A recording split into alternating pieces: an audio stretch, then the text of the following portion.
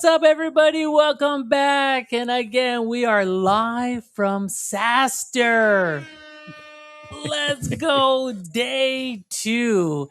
If you missed it, yesterday we were live. Day 1, we had some amazing guests on the show. We had Ghazi, our CRO, join, followed up by Amjad, our CEO and founder. And we also had Michele as well come on the show, just giving us the high level, big picture in terms of what they're seeing and what we're building. Yeah, what a treat to talk to those three and just kind of get a high level view of not just the industry, but also, like their perspectives, how they work with AI, all that stuff. Yeah. Yeah, no, it was incredible to have, Amzad and Michele and, of course, others joined. But Peter, I mean, what a surprise guest. Really shutting down the show. That was fantastic. What a professional. Yeah, Peter, an AI engineer here at Replit. We just pulled him from the crowd because we know he is a chat favorite, and he just crushed it, man. Totally. You're looking around for Peter now? Seems here. Peter's not here yet, but no, maybe later tonight.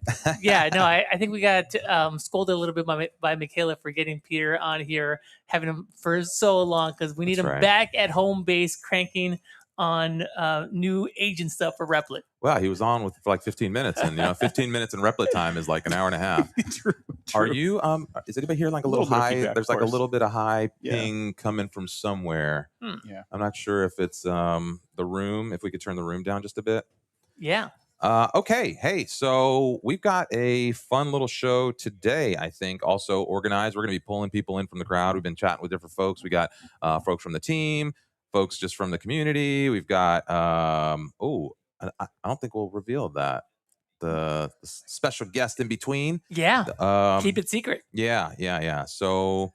Anyway, good mix. Yeah. I think we have a mix of folks from Replit to kind of, again, give us a sense of what they're seeing, what they're building, and some of the feedback that we're getting here at SaaStr. We also have some folks that are new time builders that are using Replit to get started on their vibe coding journey. Folks from a company that's like at the early stages of AI adoption. So I'm just looking forward to getting their perspective in terms of what questions they have and what opportunities they're looking for in terms of vibe coding their own tools. Because I think a lot of companies are in that position where they're new to AI adoption, they're new to vibe coding, and there's just a ton of questions in terms of how to get started. So really excited to get their perspective on how they're thinking about kickstarting things at their company. Yeah. I think that's the energy here just all around, right? Everyone's kind of just getting their feet wet. Some companies are a little more established than others. There's a lot of interest in just folks trying to figure out what this vibe code stuff is all about, right? So it seems to be a lot of interest in the demos. The folks from the team have just kind of told us they're overwhelmed in the demo station. So we've got this whole setup across the way where they're doing like live demos under a tent, this big screen, and that thing's kind of just been packed out. So I don't know. It's just kind of interesting to see the market maturing a little bit. The episode today, Thriving the Age of AI, a little bit here from SaaStr day 2. So it's kind of cool to see this coming. And I think a year from now, as this industry matures, it's just going to be, leaps and bounds ahead of where we are now. Yeah, that's the right context. I think a year ago, everybody was AI curious and everybody knew that AI was going to be a big deal, but people were walking away from sessions like this kind of still thinking about how to actually implement it at their company within their teams. And I think this time around, it's more solid, it's more tactical in terms of they have a better sense of what to do and what to start building. So I'm eager. Yesterday's sessions, there was a lot of hands-on building out your own agents, building out your own tools, cranking out Replit applications. And so I think there's more actual building that's being done now. And so I think people have a better sense of what's next and how to like really get things going. Yeah, the examples have been incredible. I mean, we're hearing about Jason having someone report to an AI agent. So I don't know. The future is bright in many ways. That was yesterday's hot take. Yeah, in case you're curious, Jason Lemkin. He's basically running this entire operation here with 2 people and like 30 agents that are working, that are selling, that are making decisions in terms of the scheduling.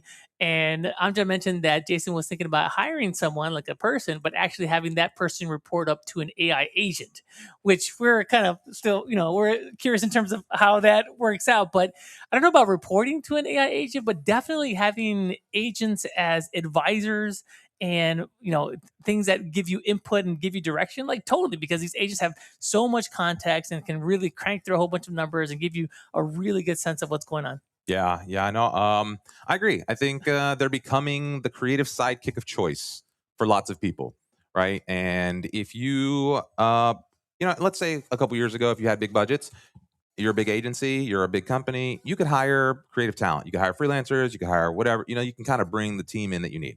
But if you're a one person shop, if you're a small operator, if you're a small business, a lot of times you can't afford the $5,000 for a marketing video, the $10,000 for a rebrand, the whatever for this thing and that and the other.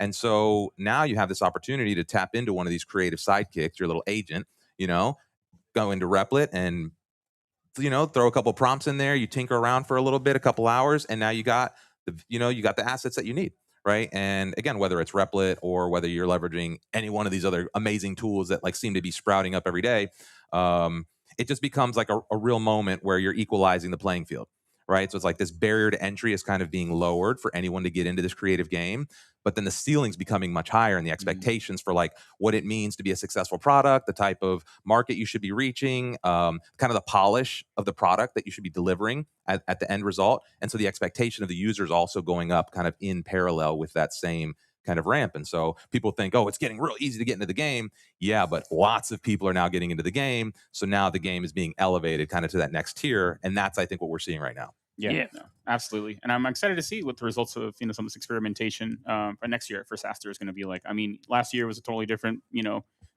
phenomenon, I feel like you mentioned, and today it's an entirely different world. Yeah, next year you might see some humanoid robots walking around, like helping you and ushering you to different events and doing presentations. I don't know if it was AI or not. I'm gonna like derail here a little bit. It was like a transformer type thing. This dude was in a cage with like, those like robots that you see, right? Yeah. Except for imagine you can get into one. Oh, interesting. And he was like in it operating. And again, I don't know if it was AI or not, but it seemed like there was some real stuff behind it. So maybe the video was like conceptual, but I don't know. Yeah. And so, I mean, we're headed towards a really weird world, and all that world's going to be controlled by software, right? All of these things, and people are making the bridge now to like tinkering with their little 3D printer or Arduino or some kind of like Raspberry Pi. And so they're vibe coding their own little OS, or they're tinkering with like a little hardware solution, or they're building something that, okay, building things for the web is cool, but now we're tinkering with the real world. And now I think this next layer is just going to get so interesting as all of these things start coming to the surface. Yeah, this blending of software and hardware, and also that just being more readily available to folks. I think one of the key themes that we're seeing here is just the empowerment of non-technical folks at organizations. So like for the 80% of a company that isn't technical, that's maybe in marketing and HR and legal and sales, enabling those folks to leverage tools like Replit to build out their own software, to build out their own internal tools, their own landing pages, their own agents to really help streamline their workflow. So that's another big thing that we've been seeing. Yeah, people are asking if we're going to give them a tour of the event. Oh, interesting. I do have some. I did just walk around on the Osmo. Yeah. I wonder if I could turn this thing on, go into file transfer mode, and bring that up and share screen on some of this. It's a really nice setup here. It's like a big campus area. We got a couple of big rooms. We had an outdoor vibe coding workshop. Horatio was leading a really good session. It was early in the morning. We were coming in like at 9, and it was packed. It was packed outside. Horatio dropping some alpha there for folks outside.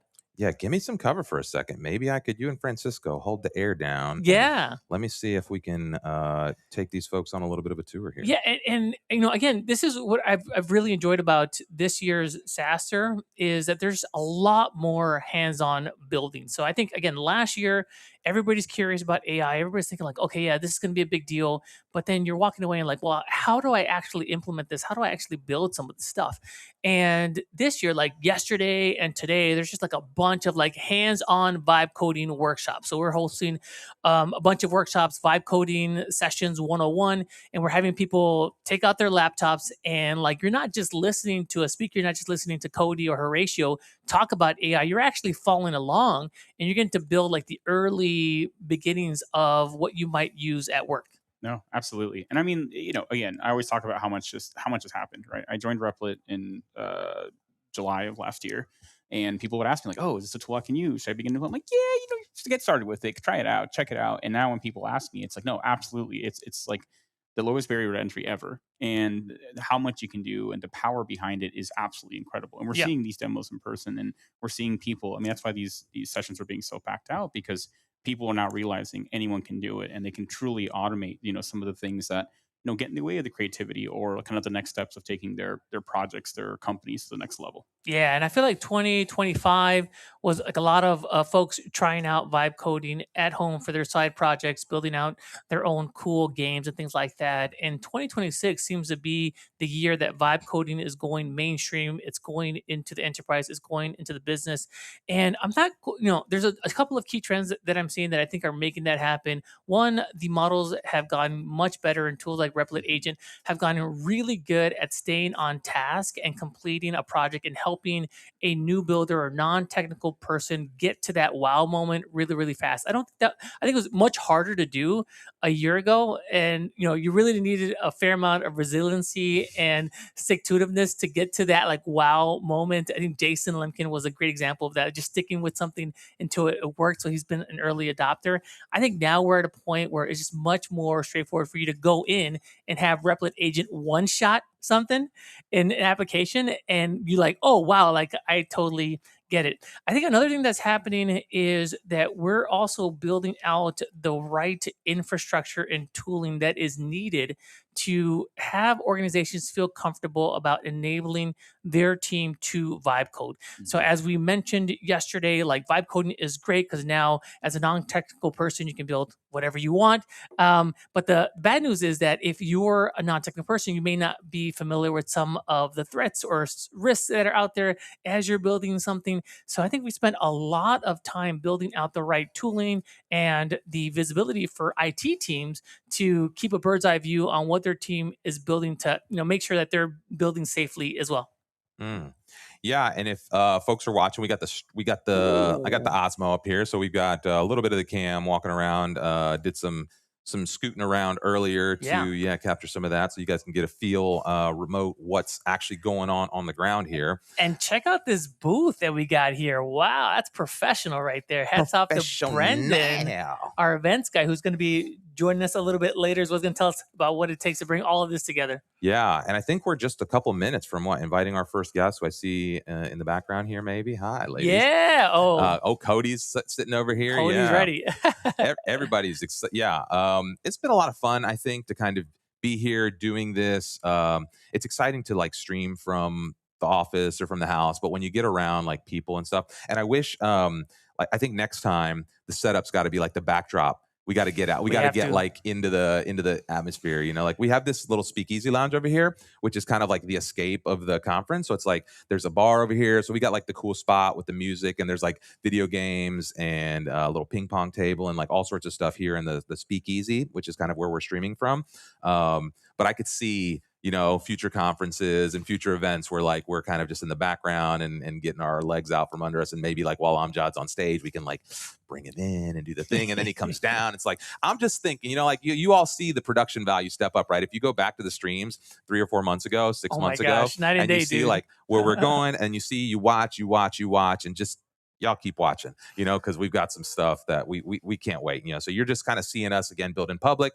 You saw it with the build-a-thon. You saw us really kind of pushing Replit to the limits, and you're going to start seeing that with a lot of our community stack, but also then with the media side of things, we really want to push the limits there as well, and we really want to make sure that we're like kind of setting the stage for not just what a vibe code company should be doing, but what a modern company should be doing as far as like a marketing operation, and really how we connect with you all. And I don't know, grow and scale from there. We're working our way up to that. So definitely in the cards, like hopefully the next time we do one of these, you're going to see like the big backdrop with everybody in the background hustling around. And I figured I'd love to get like some like first time Replit builders on stage and like see their live reactions. That's always one of my favorite things. I like to say that Replit demos really, really well.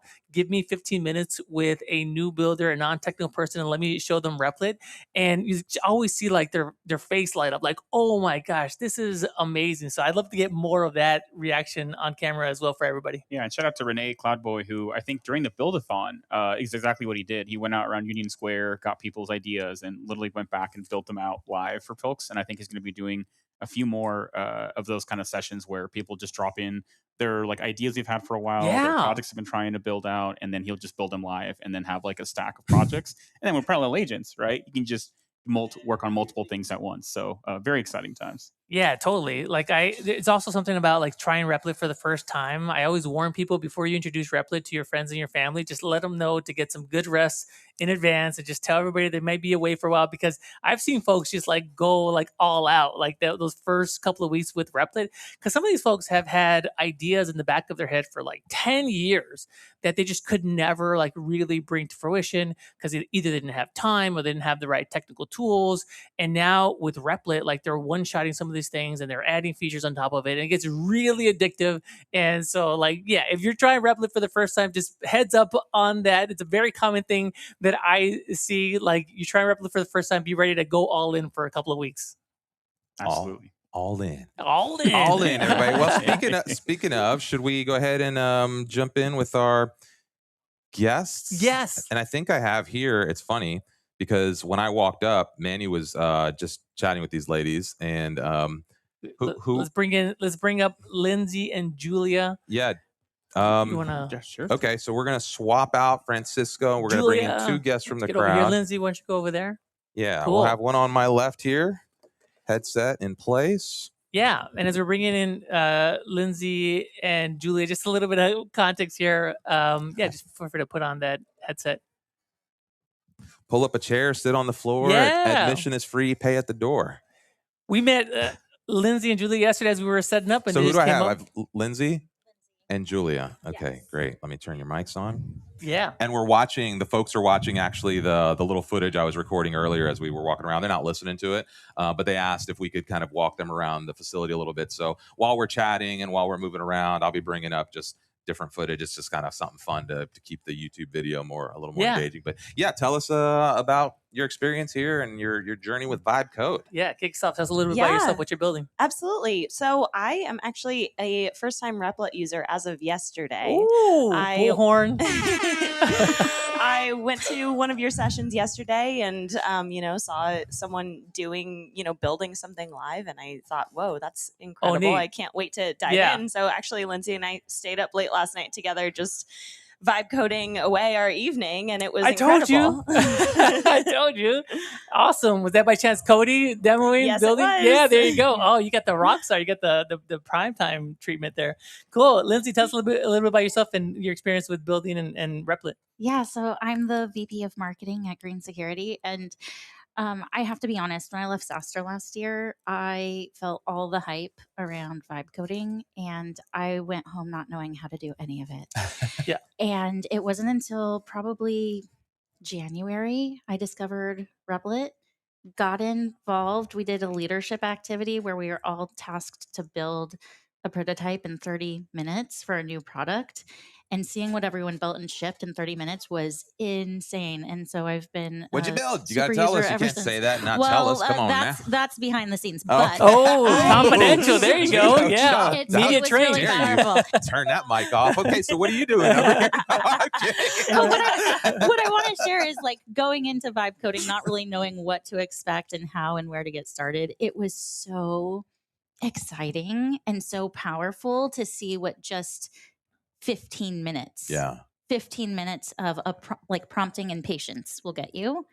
And since then we've built 4 applications that in Q1 alone saved our team over 10 hours a week, from a digital marketing agent to a data dashboard that handles a lot of the data plumbing and concerns and issues we had in our own reporting dashboards. What were you doing with that stuff before? Like, were you just using off the shelf stuff? Were you just kind of cobbling together Airtable or Excel sheets and some Zapier connections, or what? Exactly. It was off the shelf, what was available reporting in the stack that we had. And what I found was to answer the exact questions I was trying to get to around our pipeline, what was marketing generated, what was coming from our BDR. That was requiring several data pulls and a math equation every day. It wasn't as simple in our tech stack to get to as I needed it to be. So I started out with, hey, let's go and get this. Like I didn't even tell Replit like how to do it. I was just like, here's the end goal. Help me get there. In 5 minutes, my mind was blown, and I eventually developed an ROI calculator Ooh. for all of On our your own. conferences and events. And it was so sexy and it was so inexpensive. Yeah. I loved it. That's amazing. I think that's a common thing that we've been seeing is 12 months ago, everybody's AI curious and thinking about how to implement AI at work. But fast forward 12 months and you actually have like a way to implement that. So I'm curious, like over the last 12 months, how did that change for you? You found Replit, but like are other things in the organization that are happening to like help you do some of this? Yeah, it's, we can give all the credit in the world to companies like Replit and everyone else in our stack who we love. But it really takes a village. And we have the support of our senior leadership, our CEO, our CTO, who's in the audience here today. How's it going? VP of AI, we recently hired, and we're really evangelizing internally how can everyone in the company be an adopter of AI, and how can everyone in the company start building out the solutions they need really quickly and simply. And it's not just building for the sake of building or getting involved because it's cool, but how do we drive these outcomes further for our team and for our customers?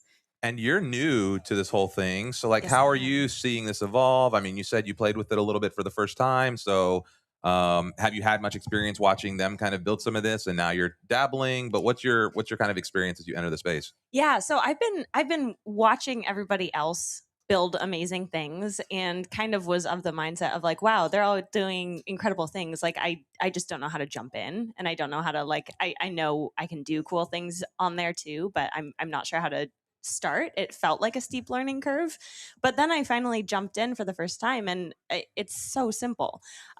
Especially with a tool like Replit, like you can accomplish what you want to build in just a few simple prompts.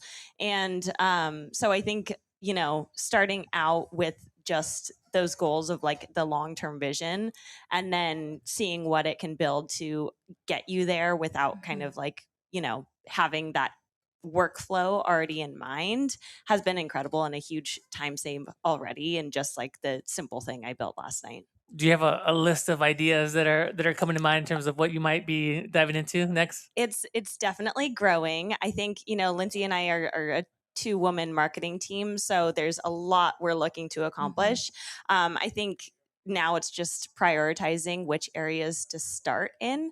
And, I think we can do a lot with event marketing. It's going to take a big lift off of that for us and keeping track of all those key details and dates and reporting. And there's a lot we're excited about. Yeah, Jason's got to be a big inspiration for all of you, right? Like he's a 2-person team as well, running this whole operation with a bunch of AI agents. It's certainly impressive. And, we've been coming to SaaStr since 2018 and are big fans of the event and the sponsors. And so we're excited to be here, continuing to learn. I have an admission for Kody, whose session we attended yesterday. We were vibe coding on the fly and he was like, throw out an idea. Like, what are we going to build today? And I actually asked him to build an application that I myself have already personally built. And it was a test because I wanted to see how the pro would handle that task a little bit differently from the noob. And it was really interesting to see the areas of alignment, but also, the development and the scope and just the kind of the engine power beneath the hood on what was available in Replit that I didn't even know was available to Tell me. us more about that. What was the alpha that Kody unlocked for you? It was really running tasks in parallel. Was really powerful. And I've dabbled in Canvas, but I don't think I had ever unlocked it yet.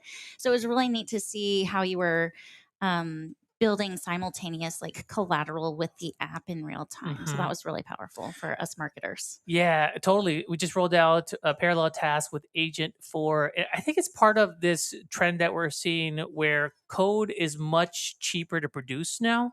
And so in some ways, I almost feel like you want to have like an end goal in mind and you want Agent to go run and do a whole bunch of different things. And then Agent will come to you with some things built out. And most of it you might discard, but the part that you really like, you keep that and you just keep moving forward on that. So it's this idea like we're moving from a world where code was very scarce to code generation being much cheaper to do. So in some ways, you just want Agent to run and do a whole bunch of these things in parallel and then have it come back to you and you keep what you like. Dreamy. We love it. Keep it coming, Replit. Yeah.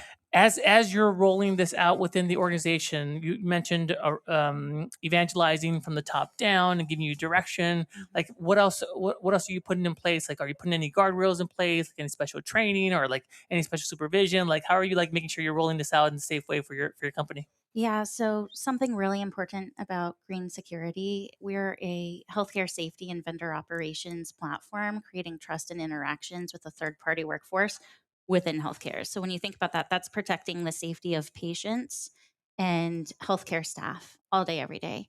So SOC 2 and HIPAA compliance, all those things really matter. So I make sure anything that I'm working on that's going out, publicly, that's getting the blessing of our CTO and our engineering team.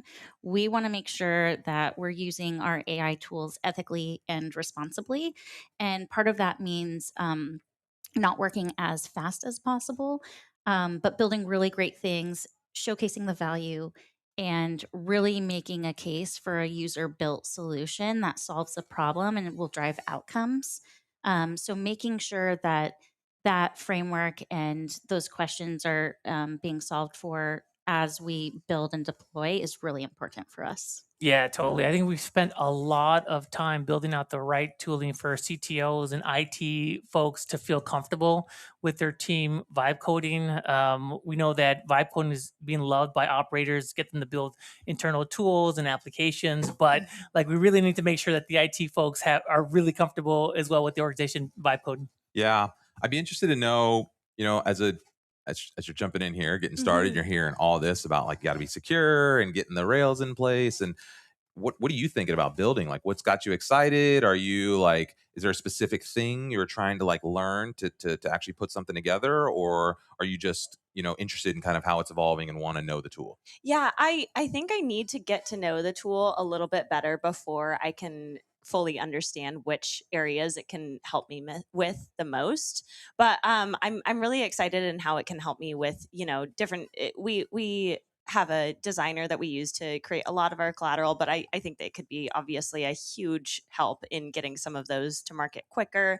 I think there's a lot we can do with web page design and just increasing our speed and increasing what we can get to market faster is going to be a huge thing for us, I think. But yeah, I'm definitely still, I think throughout SaaStr and throughout the conference, having my eyes open to like everything that it can help me accomplish.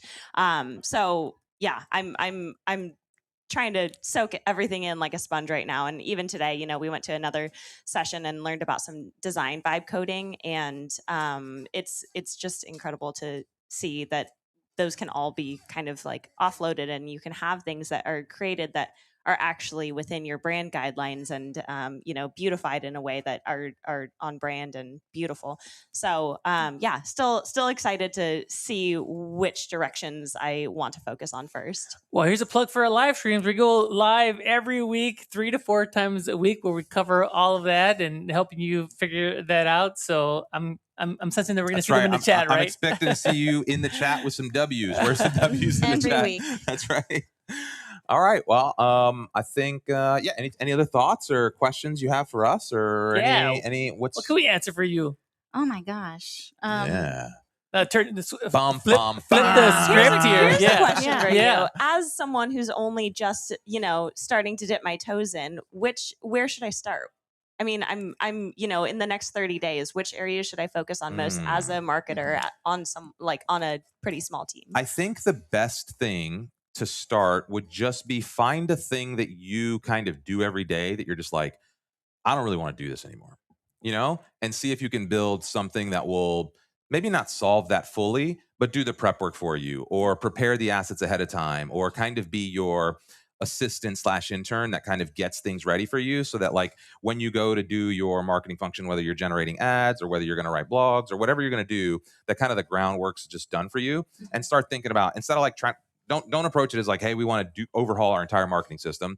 Pick that one thing that's just like, I dread doing this every day, whether it's reporting, whether it's like pulling data from somewhere else, whether I don't know what that piece is, but that's what I'd say is like, find that thing and start pulling on that thread. And as you start pulling on that thread and you get like the base layer of a solution for that, then you can add like another thing or try with other things. And then also don't be scared to try to iterate regularly with that opening prompt or with that like first version of the thing, and maybe try 3, 4, 5 times the same thing. Because sometimes the agent, and then tweak your prompt a little bit, right? Like maybe you get close to something, but you're like, this isn't quite it. Instead of like, just starting from scratch, maybe you just try 3 or 4 experiments, 5 experiments down the same path, and then pick the one that kind of starts the best, and then again, build and branch off of that. Yeah, my tip would be leverage context that you already have existing in your organization, in your team. So one, we have a really nice set of connectors that allows you to pull data from wherever you have that, whether that's in a Google Sheet, BigQuery, Databricks, Snowflake. Try to get access to that and bring that in and see what you can do with that data, because oftentimes you can bring that data to life and really tell a interesting and compelling story. And I'd go back to Reimar's point, like, the tedious stuff, like the mundane stuff, the things that you think that you can automate, like, that'd be a great place to jump off. Well, and another place to think is like, what data do you have? Like you were saying, what's on the shelf that like maybe you missed? What's in your analytics from the last 6 months that patterns things, pages on your site that maybe you're performing better, that like paths down? I don't know, like there might be something in your data that you could feed spreadsheets or something and have it analyze and again bring you insights that you may have missed along the way.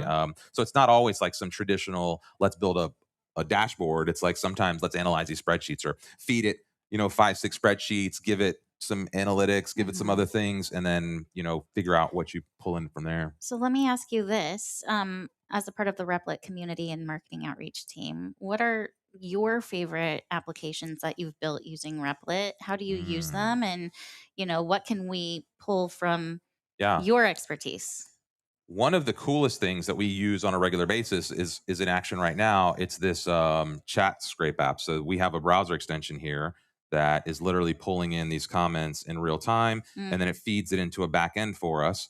And so we can go into this here and kind of see like all the live comments coming in, what platform they're coming from, who they are.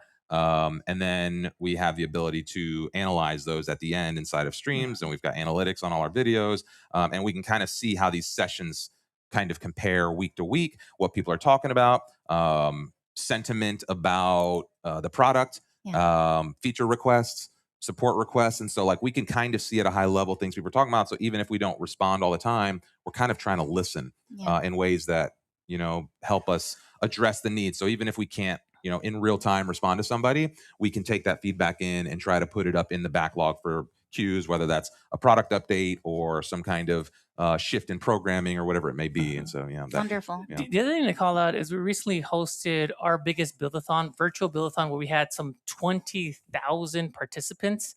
Reimar vibe coded the entire platform that handled all of the entries, the submissions, the voting. People had the opportunity to go on and grade other people's work.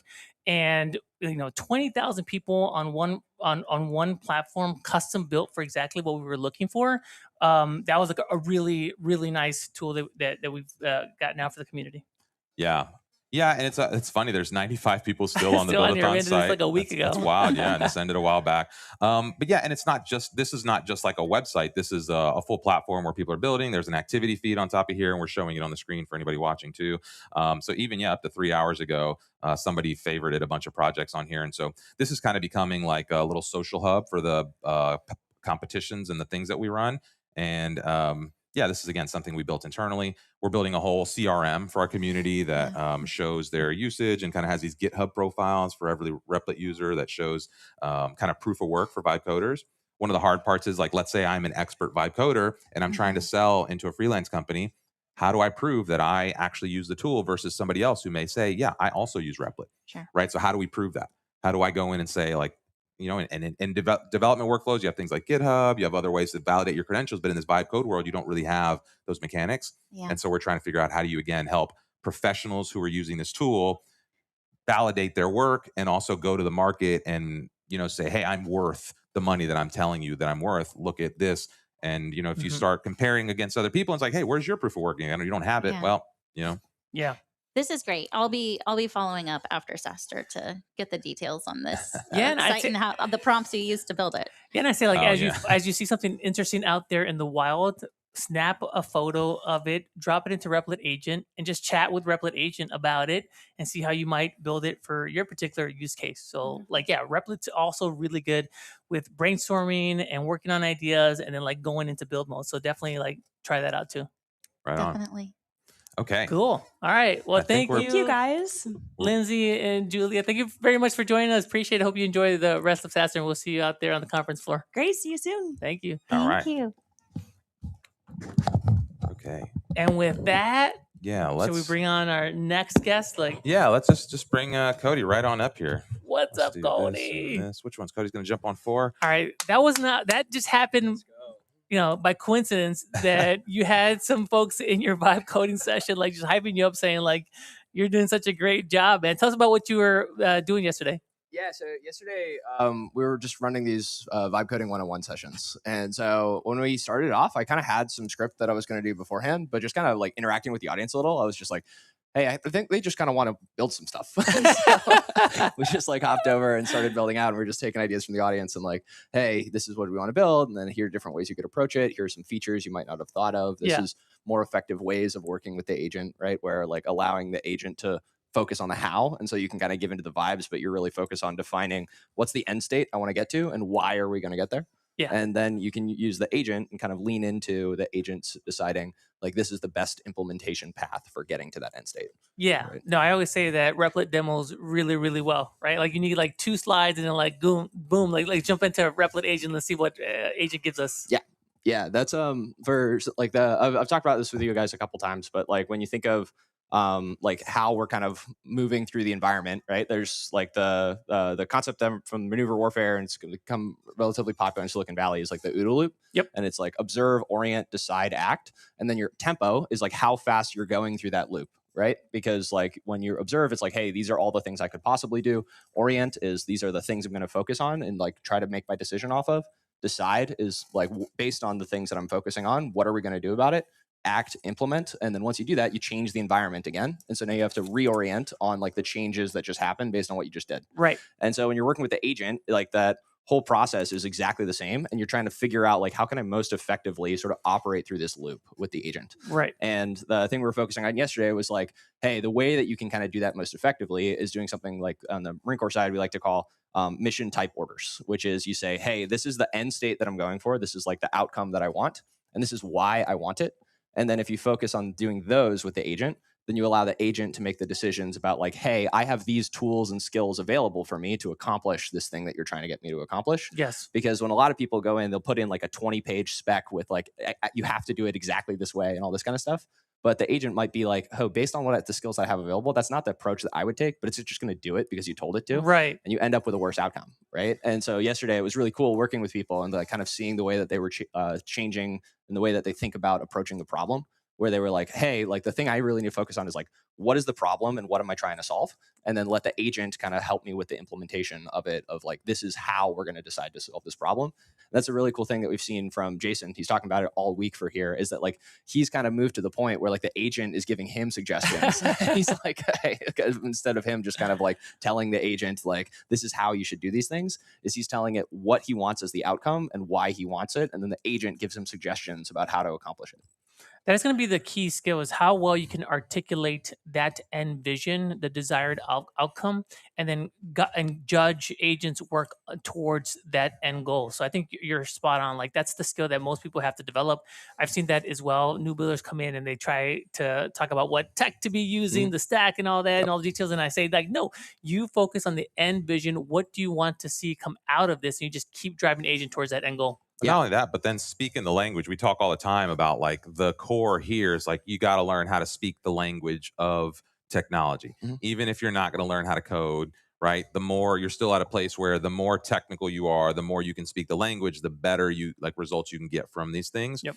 I'd be interested to know like what's that like dealing with enterprise customers, dealing with new people into the product, you know, like how are you seeing people kind of adopt that language or pick up the proficiency with these tools as they kind of enter the workspace? Yeah, the thing that I've been interested by, especially at this conference, is kind of seeing that like this is not like a different problem. This is exactly the same problem that everybody has always had, which is like, how do I communicate my intent to another person, how do I communicate like what I'm thinking to this other person? And you can treat Jason keeps talking about it this year. You have to treat the agent like it's an employee, right? And if you're treating it like it's an employee, you're kind of fall into all of the same stuff. This is like a timeless problem that people have of like, hey, I have to organize like 20 or 30 different people below me. What is the best way for me to do that where I can take advantage of their creativity instead of me just micromanaging them? How can I kind of lean into them making like creative decisions, all that kind of stuff?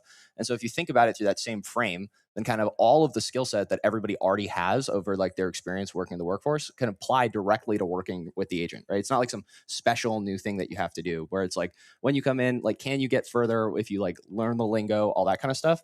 Yes, but it's exactly the same way where if you go into a new field or if you go into like when you go into like design, for example, right? Like I love one of the worst designers ever personally, right? But I've been learning a lot about it. And what I've found is that it's much more effective to communicate to designers when you use the language that they're familiar with, right? And when you do that, then you can, because the reason why is you can more effectively communicate your intent.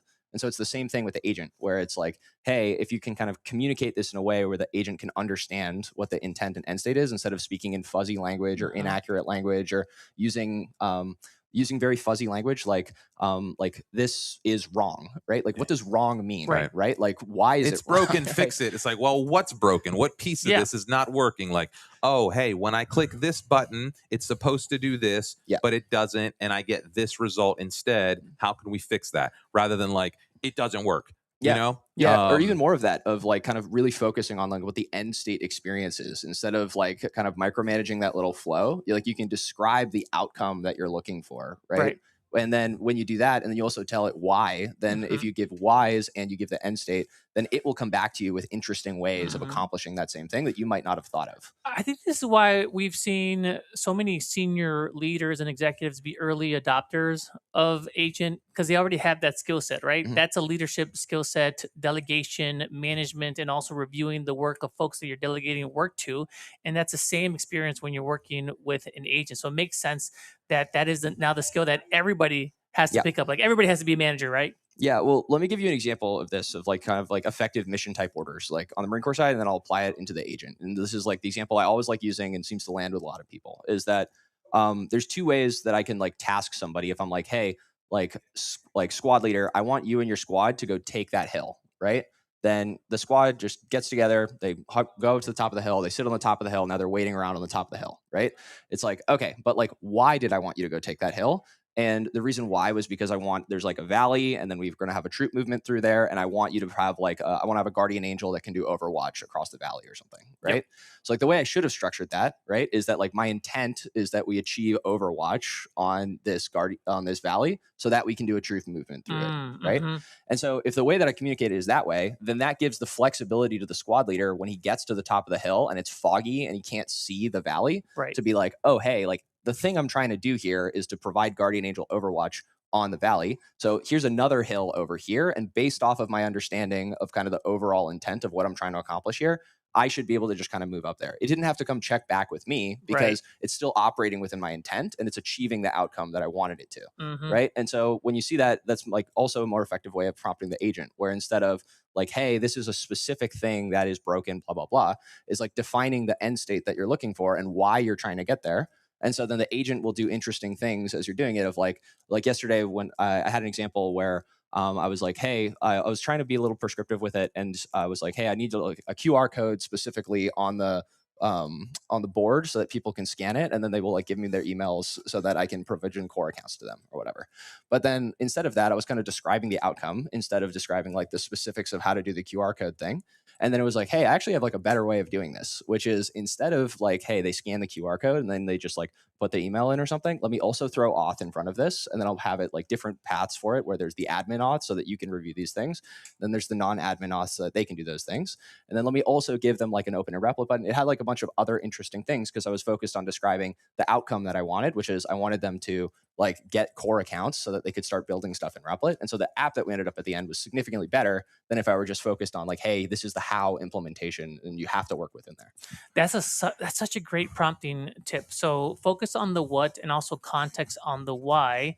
I think that also really helps agent to push back on you a little bit and give you suggestions, because we're all new builders. Like agent has so much more knowledge in terms of what to build and how to build it. So like when you give it that context, agent now has the ability to respond to you like, hey, actually, like it might be a better route to go this way. Yeah. If you think of it as like kind of back to the OODA loop framing we're talking about, right? Is we're talking about like, hey, we have these giant contexts that we could possibly give it. That's sort of like that observation step of there. And so like the most critical part and the hardest part for it is getting it oriented, which is, hey, here's all of the possible things that we could possibly do. And these are the parts that I want to focus on, right? Is like, that's sort of the exercise. And Jason and Amelia are unbelievably good at doing this. And this is why they get so good, get such good results with their agents, because they spend a lot of time like working on that. Like they refer to it as training it, but like I kind of think of it more of as like orienting the agent, which is that, hey, based on all of our Salesforce context and all of our Marketo context and all of our other context that we're putting in here or whatever, getting it to very clearly define the goals and end states that they're trying to achieve. And so the agent is able to orient on these are the particular things to focus on. And so then we can decide and act based on this. And so instead of just like, hey, look at the entirety of the world and try to make a decision and act on it, it's, hey, here's the entirety of the world. Here's the specific slice that I'm going to focus on in this kind of round that we're doing. And based on that, we're going to make a decision, act that's going to change the world again. I'm going to reorient. I'm going to continue going. And the idea behind the OODA loop is that your objective is to cycle through those OODA loops faster than your opponent. And I think a tool like Replit Agent really helps you do that. I've talked to a couple of product managers where like if they flash back 12 months ago, if they wanted to get a new feature in their application, they'd have to write up some sort of spec, send it over to engineering, then take that, send it over to the customer. And there's like a whole bunch of back and forth. And like it takes 6 months to get something new in the product. Now they vibe code the feature that they're looking for. They get confirmation from the prospect that that's what the prospect wants. And then they ship it over to engineering and it's in the application 2 weeks later rather than 6 months. The critical thing to understand about it is that like everybody's actions changes the operating environment, right? And so like the competitive environment where you're working with other people is like, okay, so our competitors did this stuff. And in response, we're going to build these features. And then by the time it's actually gotten around to you implementing the features, if the other person's operating at a faster tempo than you are, they've changed the environment such that now this feature is not the most important thing for us to do. The operating environment's changed. So now you have to reorient and figure out now based on this new environment, what do I do? All those kinds of things. And like the goal that you should try to achieve is that you want to outcycle the enemy, which is that you're just moving so fast that it's like you keep changing the environment around them. And so like as an example of this is just like when you guys are, let's say like we're trying to go take some guy out over here, is like the idea is that like I'm going to suppress him from this direction so this guy can move off over here. And then by the time he puts his head up, this guy's suppressing him. So now he's like, oh, I have to go over there. And you're kind of going that, you keep moving. And so the guy never has a chance to like figure out what he's going to do, because every time he tries to figure it out, the situation's changed. Right. And so it's the same thing in sort of the competitive landscape, which is that, hey, I'm going to start building this feature. If I'm able to build the feature and release it, then my competitors have to react to what I did. By the time they've reacted to what I've did, I've moved on to the next thing, which then makes it the thing that they're reacting to like not important anymore. You can continue doing that, and you get this point when you're seeing this a lot in some of these like public market companies that are like not shipping features as fast as the small startups, where they're like, hey, they shipped a feature, but it took them 6 months. And so we're already on to the next thing over here. So it doesn't have the impact they thought it was going to have. And so you can kind of continuously do that until you get to the point that the person that you're competing against is just not able to make decisions because everything is moving so fast around them that they can't like figure out what to focus on because you're already like 20 steps ahead of them. I need to get into Kody's head a little bit here. Kody's got these like always got these like military analogies and these like tactical strategic positioning things that he like brings into the like the enterprise / sales / like vibe coding space. Yeah. And it's always interesting to like listen to him analyze how he approaches things because it's very different than I think other people do, but it's also very disciplined and structured and incredibly effective. And I think yeah, I don't know. I'd be interested to know, like, how do you, like, how do those two worlds kind of collide, Well, right? Before that, I want to tell you a quote that I recently came across that you'll appreciate, something to the effect of, business is war without the bullets. Okay. So yeah, I mean, like the thing Jocko likes to say for extreme ownership, like big book within Replit, right, is like Jocko always likes to say like combat is just life, but intensified, right? Is that it's like you've got the same problems, that's just kind of a different scale that you're operating at. And it's the same thing is like, I view all of it as kind of like the same problem, right? Which is that like, because if you think back to like fundamentals of war fighting, like Marine Corps Doctrinal Publication 1, war fighting is like fundamentally war is the conflict between two irreconcilable wills, right? Is I want something, you want something, we can't come to an agreement on this. We're going to go to like force of arms in order to address this, right? Like business is like you have two irreconcilable wills, which is that, hey, you want something, I want something, we're competing for a customer, competition of any kind or whatever, the same principles apply. And so like the way that you can do it is that like, hey, we're going to move faster than you. We're going to use speed as a weapon. We're just going to continue to change the environment that you're operating in, where you are like, 6 months behind us, and then you're 8 months behind us, and then you're 10 months behind us, and then you're 12 months behind us. And like and it's like you kind of just continue to go faster like that. And that's the thing with Replit, where you can very, very quickly do things that change the environment for your competitors. And so you can say, hey, like we're just shipping features faster and faster and faster and faster. And they're responding to the last feature that we did, not the feature that we're releasing in 2 days, not the feature we're releasing in 4 days. Right. And so if they continue doing that, then over time, you just get this compounding advantage where they're not shipping features that are actually meeting the market needs anymore, because you're changing the market under them. Yeah. Getting faster and faster with SaaStr. Faster and faster. Well, there's also this other angle where like you're empowering the 80% of your team that previously wasn't able to do this, right? So like now you have folks in marketing, HR, sales. Now like they can get in there as well and start accelerating things also. Yep, absolutely. But there's also just like there's tons and tons of different ways that you can approach this, right? And so it's sort of like the thing with vibe coding too is that it's like it's like action produces information, right? Is that like you can, the second that you have an idea for something, try to validate it. And it's actually really valuable to just like, kind of like invalidate bad ideas very, very quickly. And then so that you can identify the good ideas and then like just work really, really fast on those. But like what I'm seeing a lot of people do is that it's like instead of like the water cooler talk for like 4 months of we should really do this thing or whatever, it's just like, okay, like you think that we should do this thing, try it and like do a minimum viable product. Yep. And if you're correct, then you should have a successful like prototype that proves that you're correct, and then we can put gas behind this, right? But not like spending 4 months trying to orient everybody else in the organization around this thing just based off your intuitions. Is like, hey, here's like a minimum proof that I did. This is working. This is specific resources we need to move next. And then you continue to kind of compound it that way. And you kind of grow out from, I'm solving this one problem. This is how we could solve it at a larger level. This is how we could solve it again at an even larger level. Instead of like 6 months to say like, now that I've got this big like battleship that we're going to try to make the big turn on or whatever. Oh, wait, sorry. The speedboat is already over there. And so now our big turn over here doesn't really make sense anymore. Yeah. And doing that as a one-person team or a much leaner team as well. And also, even if you don't have a technical background, you can go out and do that too. Yeah. Yeah. I mean, you don't come from a technical background, so I'd be interested to know like what your, I mean, maybe at some level, I don't know exactly what your military experience was.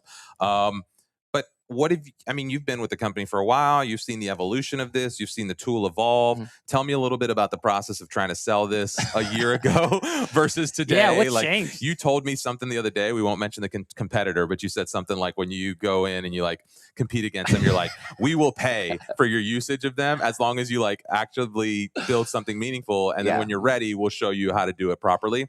So like, how is your kind of confidence in selling this product, or like the way you approach the market, or just kind of seeing how the thing is selling like evolved? Yeah, sure. So, so for my background is that, so I went to Tulane for college, and then like Marine Corps picked me up there where they had the pull-up bar on campus, and they were like, bet you can't do 23 pull-ups. And I was like, of course I can do 23 pull-ups. They were like, you can do a lot of pull-ups. You should join the Marine Corps. And so did that immediately after college. Went to basic school, infantry officer course, served as an infantry officer, like did a pump to with SP MAGTF over Middle East. And we were a crisis response company. So that's like hop in birds, like go like power to power production for the US is that we can get company Marines anywhere in the world within 6 hours. And so that was like us over there. Then when I came out, just like everybody else within Marine Corps, like get the GI Bill. So you get to go to school. Like I went to Penn, got master's in computer information tech. And so did like develop the technical background there, but I'd started with Replit because while I was in the military, the Nipper computers, which are like the unclassified computers, it's like, hey, you can still go on Replit because you can go through the browser for it. And so like there was just a bunch of periods where like, during COVID, like those kinds of things where I was able to just go on there, just kind of jam on Replit a little bit. And so that's kind of what started me down that path. And then when I came out from the military, I was like really into Bitcoin, and I was like, hey, the thing I really loved about the Marine Corps was every Marine a rifleman, right? Which is insofar as you exist within this organization, it's because there's like a fire team leader with 3 guys, and they're going to be like shoot, move, communicate, like close with and destroy the enemy. That's why you're here. If you're a cook, if you're a pilot, if you're a JAG, whatever you are, the reason why you're here is to support that guy. And so you have to understand his job so that you can know how to actually work with him more effectively. And so that was when I came out. I was like, hey, I want to work in tech. I want to work in Bitcoin. I want to work on like this sort of thing, like now working in AI.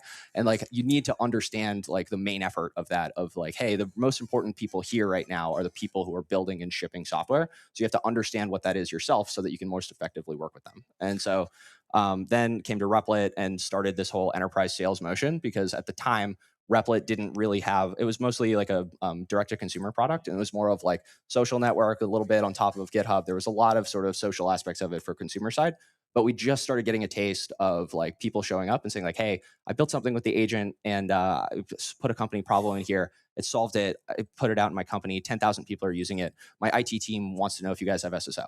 So, like that was kind of like the first iteration of like the enterprise product, was just like Kody and being like, hey, like we've got like dedicated support, which was like Kody. And we've got like SSO. We've got a couple other things that's like the enterprise product. Then over the course of last year, like we have like now full enterprise team, like a bunch of product engineers, like a bunch of infrastructure really focused on just the enterprise side. That's kind of a reorientation within the company of recognizing that, hey, like enterprise is like a huge opportunity here. There's a bunch of use cases, like serving the core knowledge worker, right, is something that Replit does very well. And so like now we have like full enterprise offering, like we can single tenant, we can do things like hooking into your guys' internal VPCs, like all those sorts of stuff in order to make it so that we can hook into everything about your enterprise, bring all that stuff in, have Replit be sort of a layer for building applications on top of all of your existing company context, and then give it to everybody within the org. It's not just the engineers who are moving faster, it's everybody in the company who's doing it. Yeah. Yeah. And I mean, it's just, I mean, it's kind of unreal to watch. And it's one of those things we talk all the time to the audience about how early everything is. And it's just like, just the idea that this is just entering the enterprise vocabulary. Yep. Right? Like most of what people are doing with Vibe Code up until very recently is the tinkering that we talk about a lot, the stuff that we do in the build-a-thons, the individual user solving their own problems, the small orgs kind of building this for internal tooling. And mostly that's been because enterprise has this very high ceiling for what the products they bring in have to hit from a security, data privacy, kind of all these little check boxes to keep their compliance up. And so the fact that these enterprises are now sniffing around and it's becoming very appealing for them to say, like, how do we bring this in? We know it may not be perfect. We know this is probably not going to replace, we talked about this yesterday with Ghazi, it may not replace our Salesforce because of the scale of our company, and we need these enterprise rails on these toolings, but we need to bring these Vibe Code tools in and give our people the same advantage that these solo operators have. Otherwise, like they're going to catch us, you know? And so that's the interesting thing to me, is like how, again, early we are in the development of this entire industry, this entire product cycle, and how companies really start to leverage that. I'd be interested to know how you guys inside, we talked to Ghazi about the GTM and some of the sales enablement, but on your side, what tools are you building? How are you demoing this? Like, what's the way that you're showing the value to these companies as you like, introduce this product to the org? Are they coming to you and saying, hey, just give us as much? Or like, are you really having to sell? Like, what's that process like? And how are you kind of presenting this to these companies? Yeah. So I'd say like everything that we try to do is we try to move fast, right? Because like I've been talking a lot about this, of just like, hey, the faster that you can like operate and the faster you can achieve tempo and the faster you can kind of like force the market to adapt to you is like better. And so, like one of the things you brought this up earlier about the, like there was a period where this was like kind of it was mostly just me, where I was spending a lot of time of like, we were doing bake-offs between different companies and like all these kinds of things, and people bringing up a lot of competitors, that kind of stuff. And I was like, okay, like I could spend a lot of time like trying to convince you that like we're a better product, these kinds of things. Like the most effective way to do that is for you to actually try to use this competitor. So, like, can I just pay you to try that competitor out? And then we have importers from all of the other vibe coding tools. And so like once you hit the upper ceiling on that competitor, then you can take your project, move it into Replit, continue moving with it. And that's like a faster way for just kind of prove value with those. And that's the way that we really think of it, is just proving value on Replit. So there's different ways to do it. One of them is proving value relative to the competitor. And then the other one is proving value on like an absolute basis, which is you show up at the company, you help them identify a problem, you very quickly, like live on the call or immediately afterward with them, solve that problem with them and say like, hey, when we were on the call, you were explaining that this problem is something that's plagued your company for this period of time, and we just solved it, right? Think about all the other things that we can do. Where can we put this next? All that sort of stuff. And then Ghazi was talking about it yesterday with the like land and expand motion for it, is that, so that's like another thing that I always think of in terms of the military context, where it's like, hey, the way that you like, you know, the way that you eat an elephant is like one bite at a time, right? Is that you kind of pick your spots and you say, hey, like it's recon, isolate, gain a foothold, seize the objective, consolidate your gains, right? And so like first one, all these, and we need a book from Kody just on your like anagrams and all your little like. But dropping dimes. Yeah. So it's like first step is sort of like recon of sort of like figure out the information environment of like, what does this company do? What are the problems that they're facing? Then there's isolate, which is, hey, this is the specific team that I'm going to focus on, or this is the specific user that I'm going to focus on, or is this specific problem? And then gain a foothold is that you actually solve that problem. And then you like seize the objective, you kind of move out and then figure out with the rest of the team, like what are the other problems that they're facing? How can we start like kind of compounding this success? And then you consolidate, which is that like, okay, hey, we've solved this first problem. How do we start doing this? Like, how do we change your software development lifecycle process in order to make this scalable and repeatable and across more teams be able to move faster? So that's like the way that we think about it, is sort of like, hey, you just kind of have to solve one thing for one user first, and then you take that and then you compound the advantage there until you expand out into the whole org. Yeah. I got to say, anybody who ever wants to have Kody on as a guest, make sure you have a very stable desk. I like to talk with my hands. Yeah. I'm curious, Kody. So we've seen a big increase in interest in Replit over the last 6 months. I guess, what are you seeing on the actual implementation side? So like obviously a ton of inbound, but like, are you seeing companies get up to speed faster and get into ROI faster in terms of adoption? Yeah, I'd say like the hardest general thing for it is like, I mean, this is just like a perennial problem for everybody, is figuring out like, hey, this stuff that I'm doing, all of these ideas that I'm validating, especially the ones that I'm invalidating quickly, like how do I actually capture the enterprise value associated with it? And so there are just a bunch of stories of these companies where it's like, you just kind of sort of have to find one thing that sort of just proves value for everything else you did. So like Zillow, for example, is that like, you know, with them, like they had like one guy who was operating between like their product and their business operations teams. And he was like, hey, the way that we're doing our lead routing is ineffective, right? And I think that because I'm closest to this problem, I'm not the coder, I'm not the engineer who's going to be implementing it myself normally, but I think that I have a good grasp of why it's ineffective. And so he went into Replit, he built out a couple of these different apps and sort of like solved small parts of the problem. And then he took those, aggregated those into like a big solution. And so it's like, hey, one of the reasons why is because we're round robining to people who are technically not available. What if we get their availability, take that data, put it in there, affect the way that we're doing it? And then he was able to achieve like a 10% increase in like the conversion rate on those leads, which was millions of dollars of ARR for the company. Right. And so when you can point to something like that and then be like, hey, this is something that, yes, there's like a lot of sort of ideas that people vibed that maybe got abandoned or maybe they just tried or that sort of thing. Like that normally proves value for everything else that they did. Then there's the other aspect of it, which is the like, hey, what is it worth to the company to be able to quickly explore an idea and prove that it's the wrong way to go, right? Because if you accidentally like went and did a big investment down that direction and then it proved to be false after 6 months of like actually throwing a lot of resources behind it, like how do you capture that value for it? So we've tried to do some calculations that way.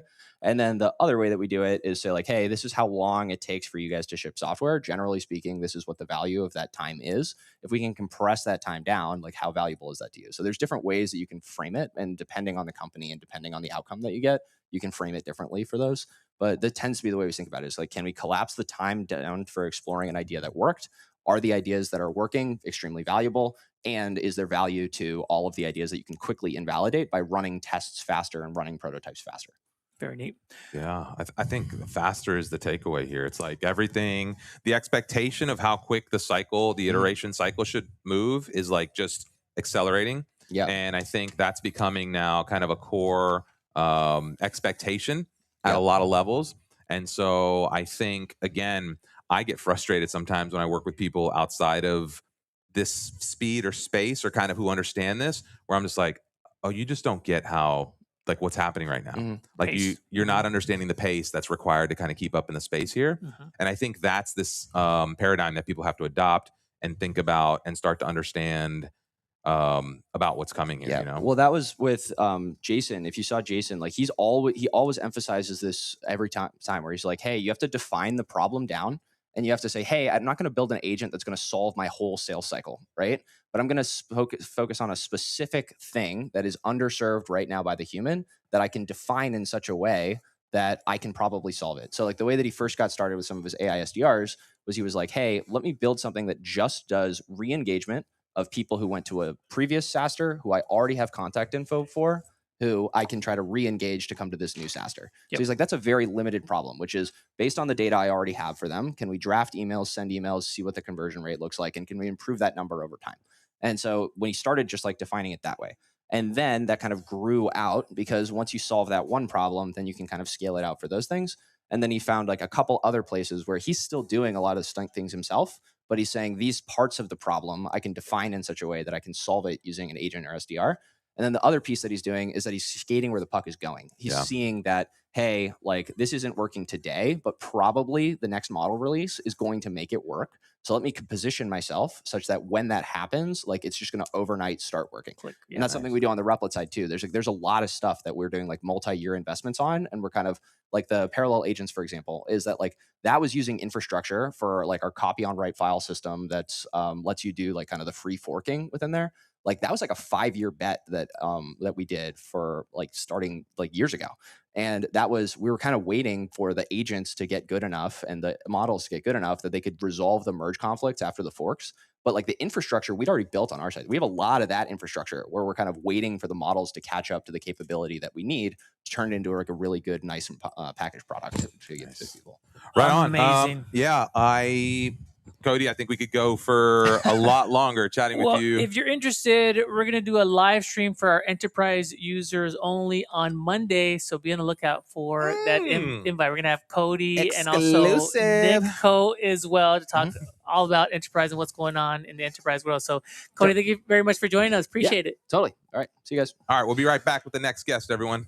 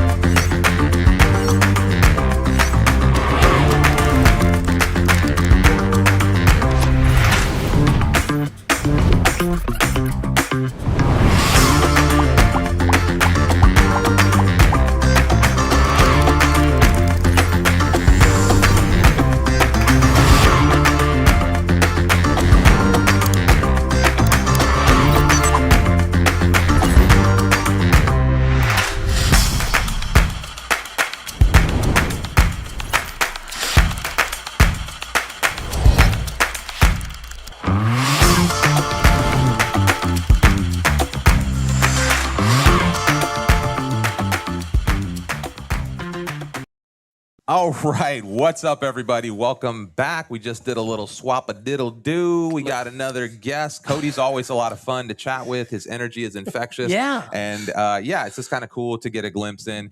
And part of what you're going to start seeing us try to do is introduce you to not just obviously the product team, but also different folks that make Replit move forward.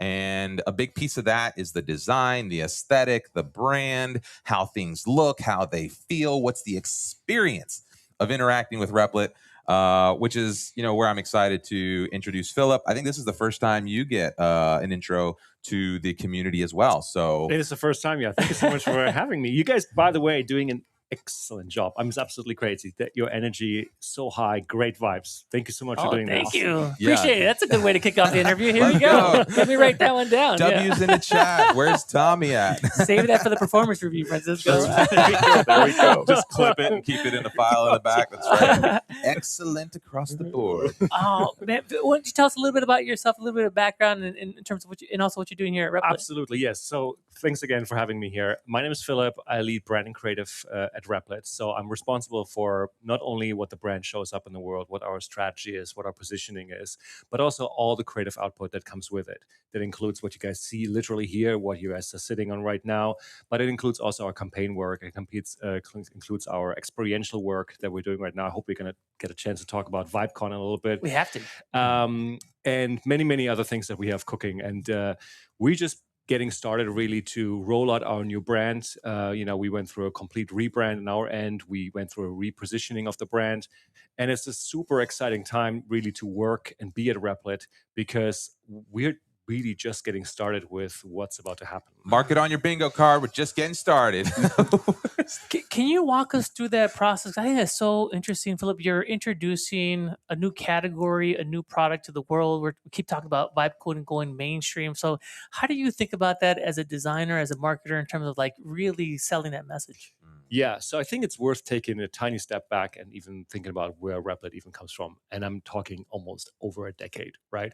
Our founders who have, I always describe them as kind of like the two sides of the brain, right? We have Amjad, who is obviously an engineering genius. And then we have Haya, who represents really the creative and design side of things. And when you go really, really back in time, Replit was from the very first beginning always about connecting humans with technology. They did that in the very beginning by building basically an educational tool, Replit, how it started. We evolved then into something that you can consider a pro developer tool where we helped pro developers and engineers to, code faster.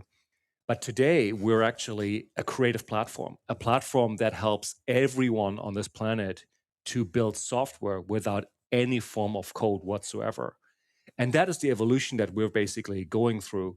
And as we're now in this like third iteration of Replit, this is where basically we're building this brand right now that you see and start to feel. Yeah, totally. We're seeing that quite a bit. Creatives coming to the platform and using it in ways that I hadn't anticipated as maybe as a more technical person. Like we keep thinking that everybody should be building web apps, but folks are coming to our platform. They're building slides. They're doing animations. They're doing videos. They're using the canvas in very interesting ways. Right. And you're seeing like folks are using this in a much more creative, interesting way than I had originally thought. And that we never even have dreamed of to begin with. I think that's what's so excited about working at Replit is that sometimes the product innovation actually comes from the community. Totally, right? Yeah. Like before you even know it, as you said, like someone is using it for slides, and then we have to match that energy and say, people are using this for slides right now. That's a good idea. That is a great idea. I came up with that actually. Yeah. So we then have to match the energy and make the product what it is. Yeah. Yeah.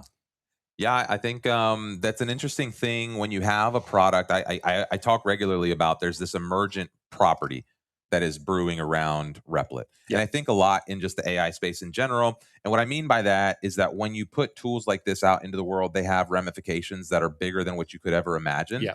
And so you kind of try to like seed this thing and then things grow out of that.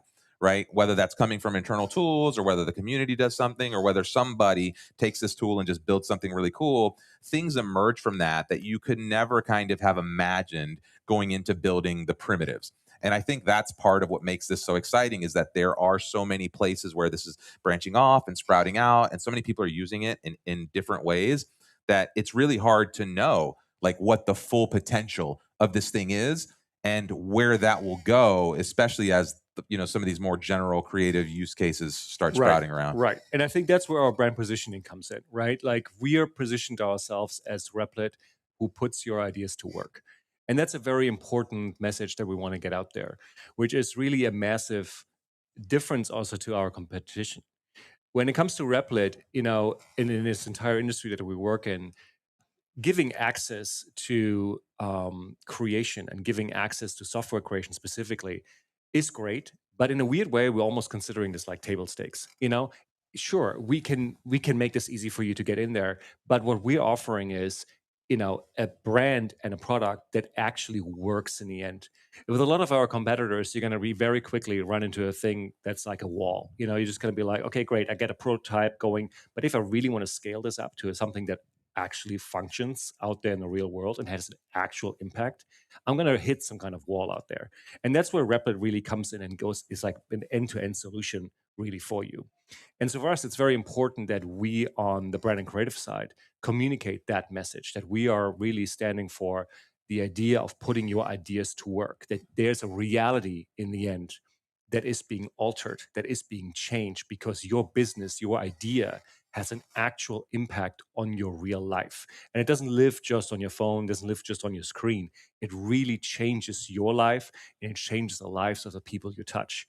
And that's why we're out here. That's what I mean about that emergent property. Imagine like, sure, a company doing a thing is cool, but imagine a community or a city or a county, or as these networks grow and you start seeing them build their own software, their own infrastructure, their own things that allow them to communicate, organize, and then leverage the attention or the activity of a network in the real world, and start seeing meaningful output from this stuff, where it's no longer just, hey, we're making a lot of noise on social media. We talked about these, the attention networks migrating into action networks, and kind of seeing the next phase of like social media, whatever, this organization of things happening online, really kind of pushing real world outcomes rather than just, likes or views on a video. Exactly. And so now we're starting to see that. And then people are getting better at attaching revenue to that, or business goals, or other like real KPIs, other metrics that, again, are business objectives or our life objectives or whatever they are, that kind of then start guiding this.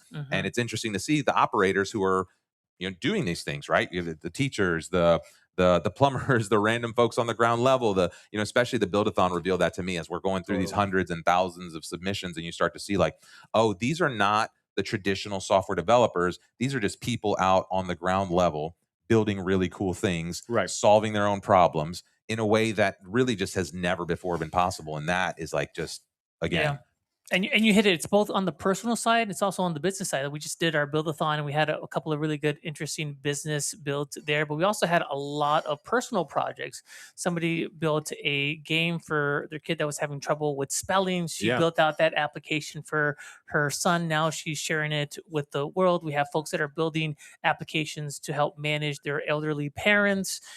We have folks that are building like some really cool games. And so also we have folks that are building applications they're using at work. So it's really interesting about Replit that you're using it both at home and at work. Correct. And then what we're really interested in is actually what we call the proof over permission principle, which is that, these stories that you're telling, for instance, right now, we want to know exactly what kind of outcome they actually generated, right? And not necessarily in a business or metric sense, but more so in an emotional sense.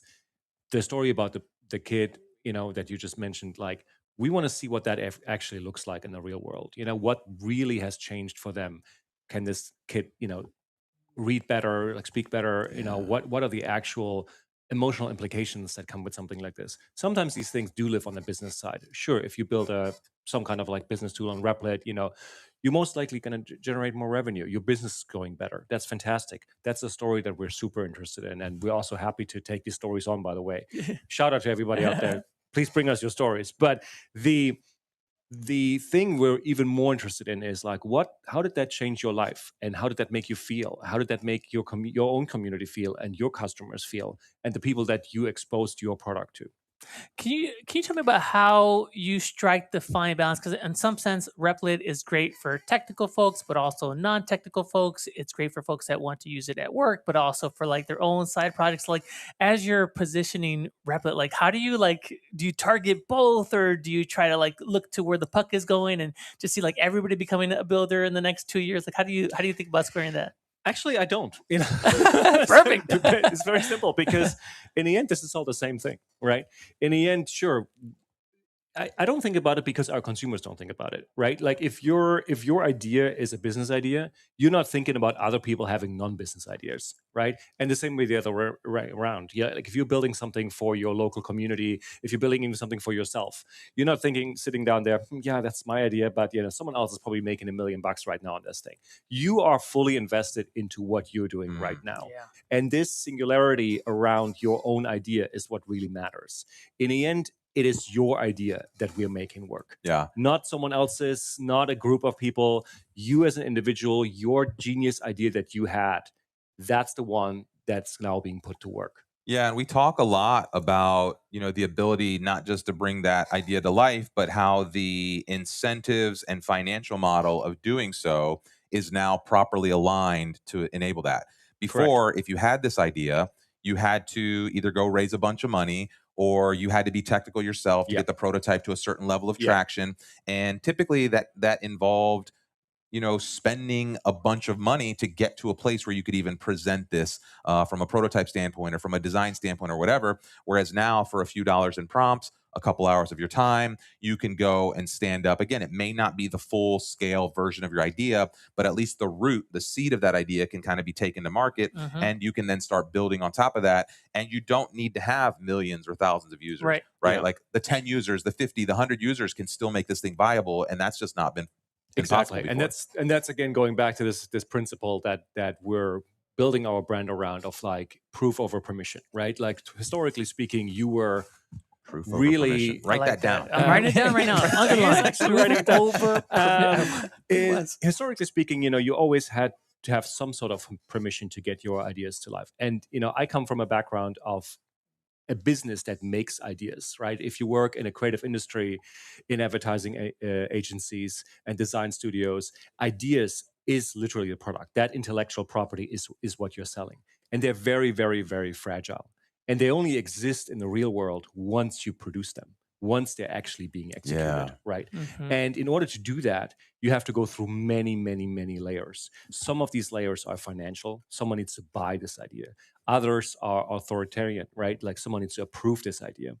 Sometimes these ideas are so fragile that when you just share them with your friends, they die in that moment in that bar that you're sitting because someone just said, actually, that is a stupid idea. That is the dumbest shit I've ever heard. Yeah. Don't listen to most of those guys, by the way. They almost always never know what they're talking about. Exactly. And that is a mindset that actually no longer exists and doesn't have to exist at all for us. And that's where the proof comes in. You can just try it. Because if you can make it yourself, imagine yourself, you're in a company or in wherever you work, you had an idea for the longest time, and a lot of people told you can't do that. There might be no resources for this. There might be, some people think it's not even a great idea.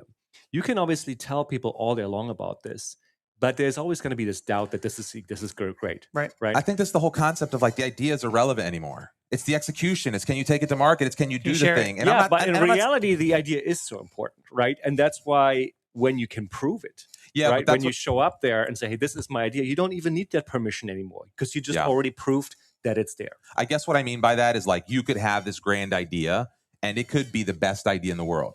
But if you can't articulate it, if you can't bring it into a way that somebody else can experience or interact with it, then it may as well not exist anyway. And so what you're talking about is it's easier to get to that proof. It's easier to kind of take that idea into some kind of validation phase.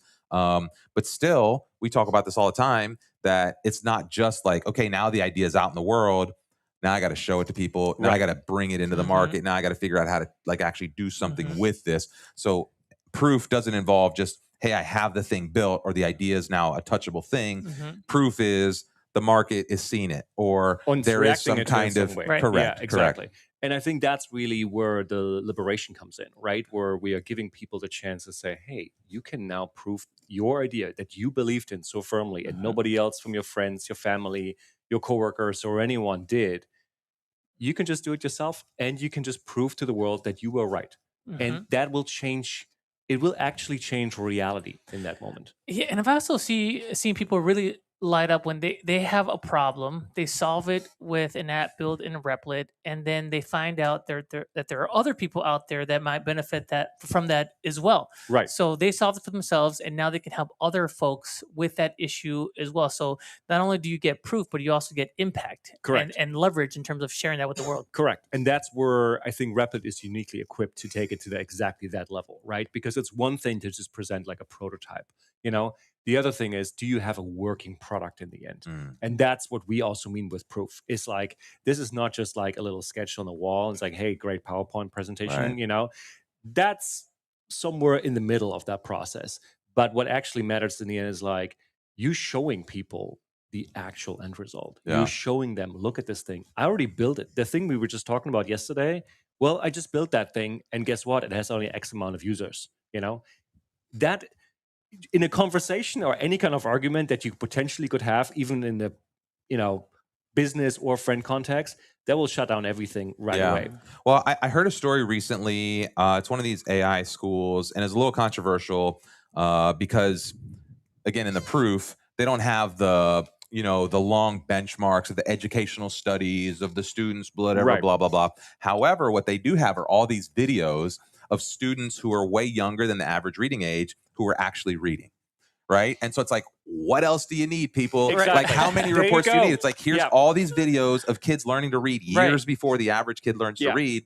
What other proof do you need? You don't need reports. You don't need a lot of analysis on that. You don't need anybody else telling you like, hey, you can see it with your own eyes. There it is. That's the proof. Exactly. And I think, again, going back to the moment of, this topic that keeps coming up where people are like, where's all the ROI? Where's all these big ideas? It's like, they're brewing. They're in the proofing stage, right? Like they need time to ferment so that they can, become the high enough proof, right? To become alcohol of vibe code or whatever. And if it just helped 10 kids and it cost you $20, like that in itself is like huge ROI. Like how much did you impact that kid's life? Yeah, exactly. And ironically, Replit itself is proof of its own existence, right? So we are building basically a platform on its own platform, right? And make our own story become the proof of what you can do with it. Yeah. We're talking about vibe coding going mainstream. So we got to talk about VibeCon. Tell us about that. Okay. So this is a very, very exciting program we're working on. We identified something out there in the world that we think is a massive opportunity for us as a brand. And we understand, obviously, that Replit traditionally comes from a world of code. But we also understand that the world out there has already embraced creation with AI in levels that a lot of people don't even know about. And we are here really to bring out the message that we believe that code is really a new creative medium and that we're connecting code and culture together as a kind of like creative playground. So we're bringing this into the real world. We have our own Creative AI conference, which is in New York, and it's called VibeCon. June 17th and 18th. Tickets are available on vibecon.ai. We have fantastic speakers, including Spike Jones, Rafika Nadal, absolutely A-listers. We have workshops, we have installations. I sometimes refer to this, I got to be careful here with copyrights, but like as a nerdy Burning Man. But it's going to be an absolute blast to be there. It's going to be great to meet people. It's going to be great to see what AI creation can look like and what really, really A-listers and really interesting creative people are doing with it already. Well, it really does feel like, if you look at how much of the world is powered by code, especially from a creative standpoint, it really does feel like we're opening up the kind of the base layer, the primitives of creation to a whole new generation. We've seen some of the AI videos people are making. We've seen some of the AI powered like graphics and visual assets. And now that's kind of starting to be brought together inside of environments like Replit, where you can then make them interactive. You can program logic on top of that. You can connect them to other services and data infrastructure. And that starts to become really interesting as you see and think about all of these communities and social networks and all these kind of things that have propped up around just video content or just creator content as it lives today. And then you imagine that becoming these immersive worlds, these experiences where people live inside of these gamified experiences where like these communities, again, are working towards some kind of shared value, whether that's entertainment, whether that's gaming, whether that's business, like literally whatever the vertical is inside of that, you're just going to see these groups like emerge with their own infrastructure, not reliant on the existing stack, maybe again, using some of that infrastructure as their like, the core, but building their own little pieces around the peripheral of that. And to me, that's really exciting. Yeah. And I think the next couple years, just as we see those things pop their head out, is just going to be unreal. Exactly. And these things already exist out there. And we're just giving them basically a platform to come together. I mean, we have talent coming in, programming coming in from fashion, music, art, performance art, film. It really, it's amazing to see how much AI has already changed for the better the creative process and has really influenced also how we built. And bringing these people together into a really convergence more than anything is an amazing opportunity. We have a complete build out of an event. This is not just like you got to think about it a bit more almost like as if you visit a museum. So there are going to be talks, there are going to be workshops, but the space itself is a gigantic installation in itself where we have showcases of, artists working with AI to create really amazing things.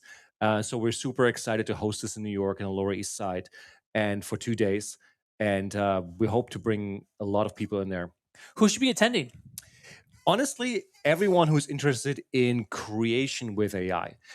We specifically keep this somewhat open. It is definitely a hub for anyone who works in the creative industry, anyone that works in the cultural industry.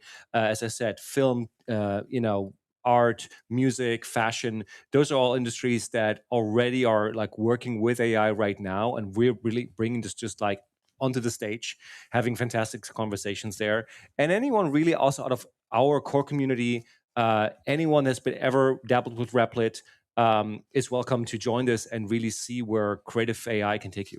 I'd say if you want to see what the cool kids can do with a tool like Replit and vibe coding, you want to go to VibeCon. Yes, thank you. I got the cool design folks. A question before we let you go.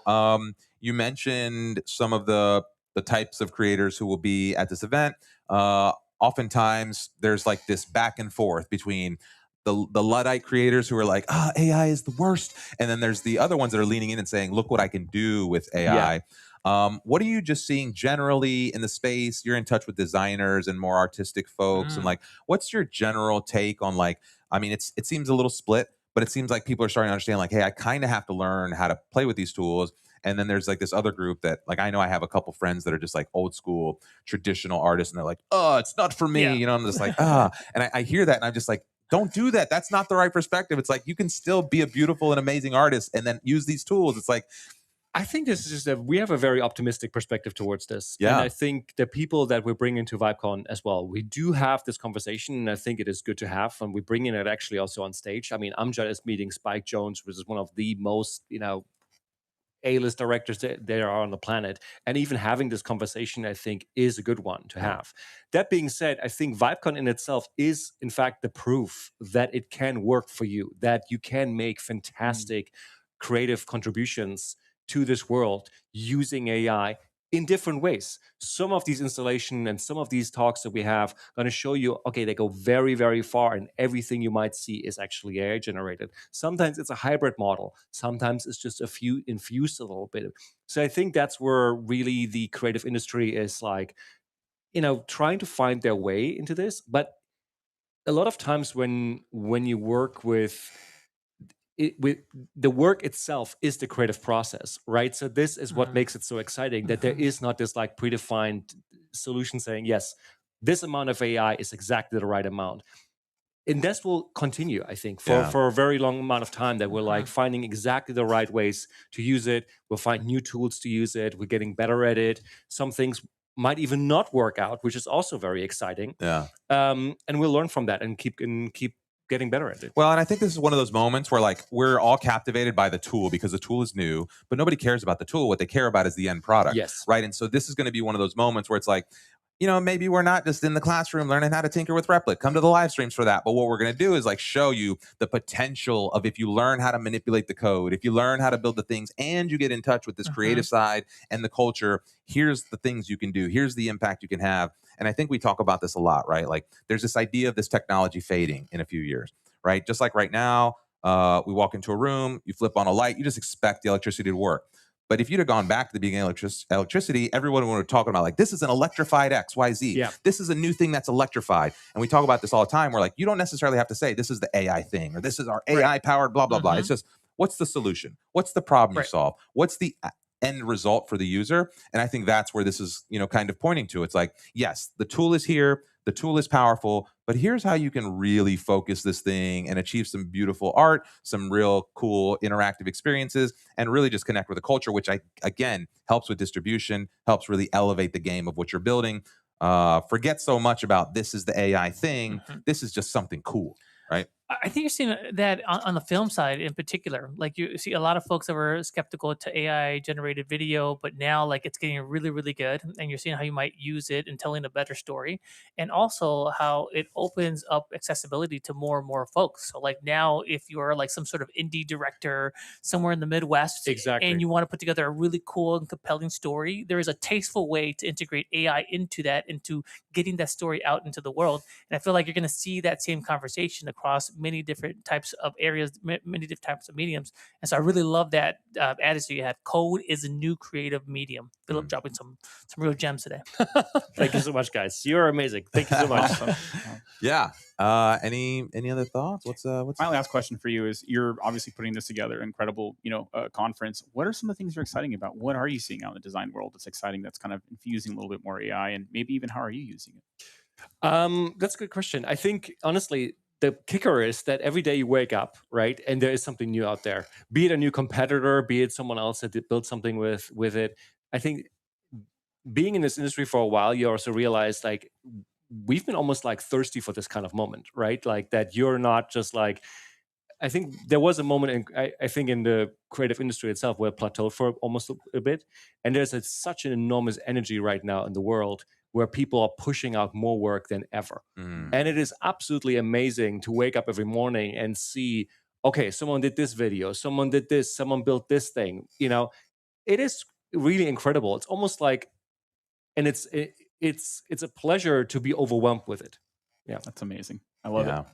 I'm trying to think. I wonder if this is, as we cut out, we have the VibeCon video, but I'm not sure. I'm not sure it is. We got to drop it. Is this the one? Looks like All right, let's do a set change. We'll be right back, y'all. Thank you, Philip. So much. Thank you.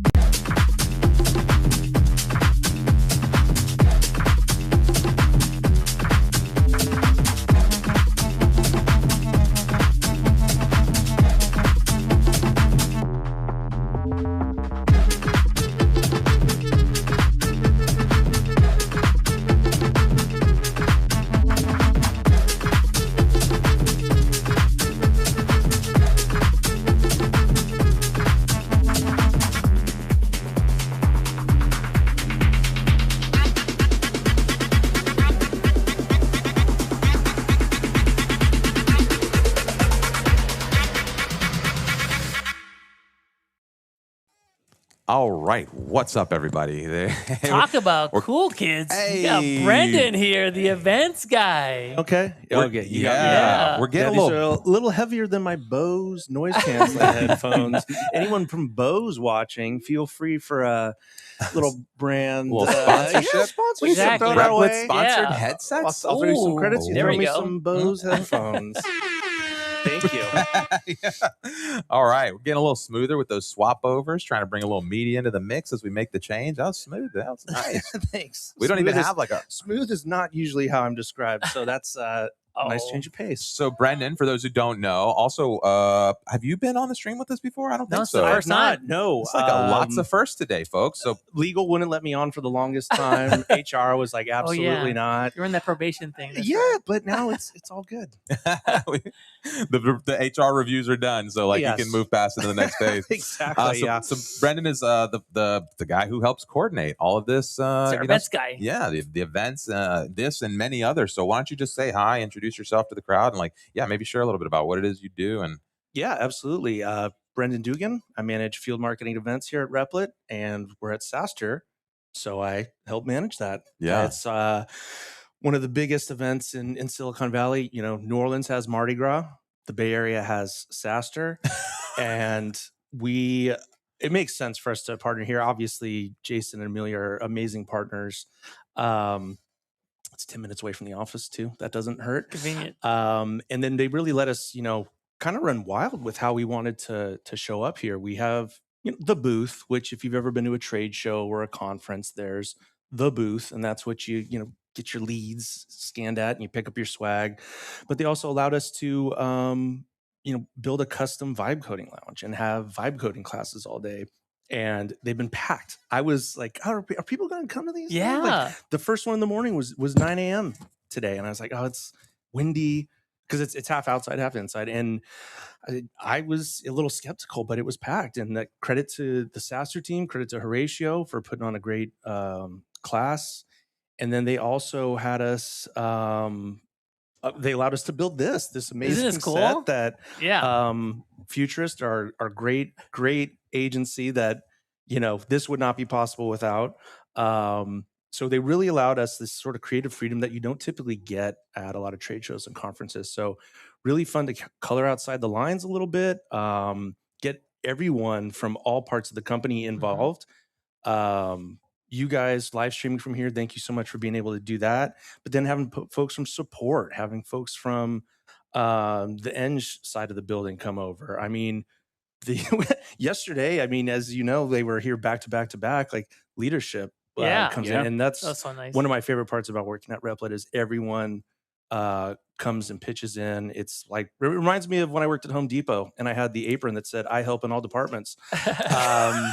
Do not ask me for help with your plumbing situation, but at Replit you can ask anyone for help. And I mean, our CRO will come and join a sales call. Our CEO will gladly join a live stream. It's just really cool to see that willingness to jump in and participate. You've been doing a ton of events for us. Can you maybe talk a little bit about some of the themes that you're seeing? Like obviously like AI is hot, but like what are you seeing like in terms of the level of AI at these different events, and how has that changed over time? AI so hot right now. It's become such a, I don't say overused phrase, but it's shoehorned into other companies that like, oh, we're AI native. I'm like, well, no, you're a file storage company that's been around for 25 years and now AI exists and you're implementing it. So it's the hottest thing since sliced bread. It's the end all be all, especially at an event like this in Silicon Valley. Yeah. As far as themes, I think a lot of it, in talking to people here this week, it's a lot of just lifelong learners. They want to educate themselves. They don't want to be catching up. And we're seeing people from all over the country, all over the world, who are maybe small business owners. They are not, the heads of a Fortune 500 company, but they want to see how to implement these AI tools and resources into their business, their personal lives. And obviously I'm biased, but I think Replit's, a one-stop shop for all of that. Can you talk a little bit about what we get at these type of in-person events versus virtual? Like you say, like, oh, you can do a whole bunch of stuff virtual, but there is something different about being here and like rubbing shoulders with everybody and feeling the energy of the group, right? I was just gonna say it may sound a little cheesy, but it really is that in-person energy when the sparks are flying, you're collaborating. It's really cool to hear and see firsthand from a bunch of different people, all because it's back to back to back. On a Zoom call, you can like take a little break, go walk the dog, whatever you need to do. Yeah. Here it's nonstop, and you gotta pace yourself because these can be long, the 3 and 4 day conferences. But we got a great team supporting us here. It's really cool to hear about all the different use cases. It never ceases to amaze me, the different products and apps and just anything on software that's being built on Replit. I constantly amazed. Like, you think I'd be jaded by now, like, oh yeah, I've seen that. And there are some apps where I'm like, yeah, I've seen that. But it just never ceases to amaze me. It's pretty cool. And taking a step back, I'm curious, I think you put a lot of effort into your, booth builds outs and how you show up to events. And I've been seeing things showing off together. the booths on screen right now. If people are watching, check out. We're walking you through the venue a little bit. Yeah, there it is. Look at that nice setup. I mean, this is, again, all credit to Futurist. This is one of the best build out booths we've had. There's the homie Parth. There's Dave. Sorry, I didn't mean to somebody. Cut you off, Francisco. What was your question? No, yeah, but kind of how do the booths come together? How do you think about this? And I mean, again, there's a lot of connectivity, like with people coming in, engaging with the product. What are your thoughts there? So it's a collaborative effort. You just had Philip on, and this is a completely collaborative effort with his team. This is a direct reflection of our new brand, our new refresh, how it looks and how we want to appear out in the public. But then also it allows us for some creativity. You see sort of these modular elements. We reflected that within that screen where there's that vertical screen that is playing our brand video on a loop. Really making it warm and inviting, which I think is what the brand is trying to convey. And hopefully physically we convey that as well in our appearance at these events. Awesome. No, it's been really cool to kind of see it come together, from behind the scenes, and I'm really excited. There's some incredible events coming up that Brendan's spending a lot of time on, and just a lot of his like love and care going into. Should I list those out? Yeah, yeah. All right, let's. I had to write a little notes app because I was like, oh man, May and June is Thunderdome here coming up. So we've got. Obviously, we're at SaaStr. Next week, there's ProductCon. So anyone in New York City who might be going, it's for product manager and product title professionals. ProductCon in New York City. First week of June, we got Snowflake Summit in SF, and that's at the Moscone Center. That same week, we have Microsoft Build. That's also in San Francisco. And that same week, we also have, I think, a hackathon with Red Bull. So I'll be at least in 2 places at once, maybe not 3, but 2.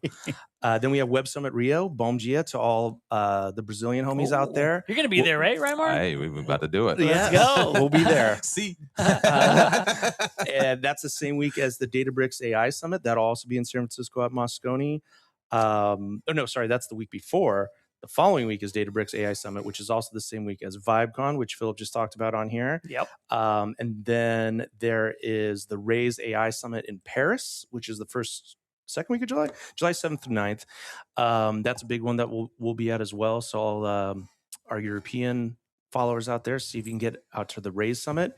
And then there's some soccer tournament going on that we might have a little presence at. We'll see. Yeah. It's the AYSO of San Mateo County. That's what I was talking about.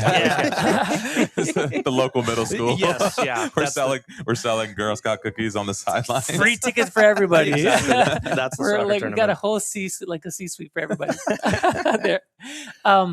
Well, I've been so impressed with how you organize these events, Brendan. Like, I don't like. Me too. I don't know. Like, I show up and I see like everything you're doing, you're coordinating.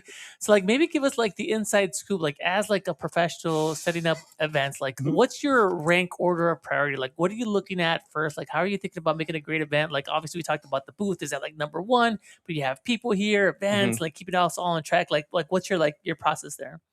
Yeah, I mean, it's a never-ending series of checklists, I suppose. I use Replit to keep me organized. Nothing I create on Replit's too exciting from a professional standpoint, as far as like it's checklists and things like that. But staying super organized is obviously key. But even when you try and stay super organized, there's always going to be the variables that come. And Mike Tyson said it best: everyone has a plan until they get hit in the face.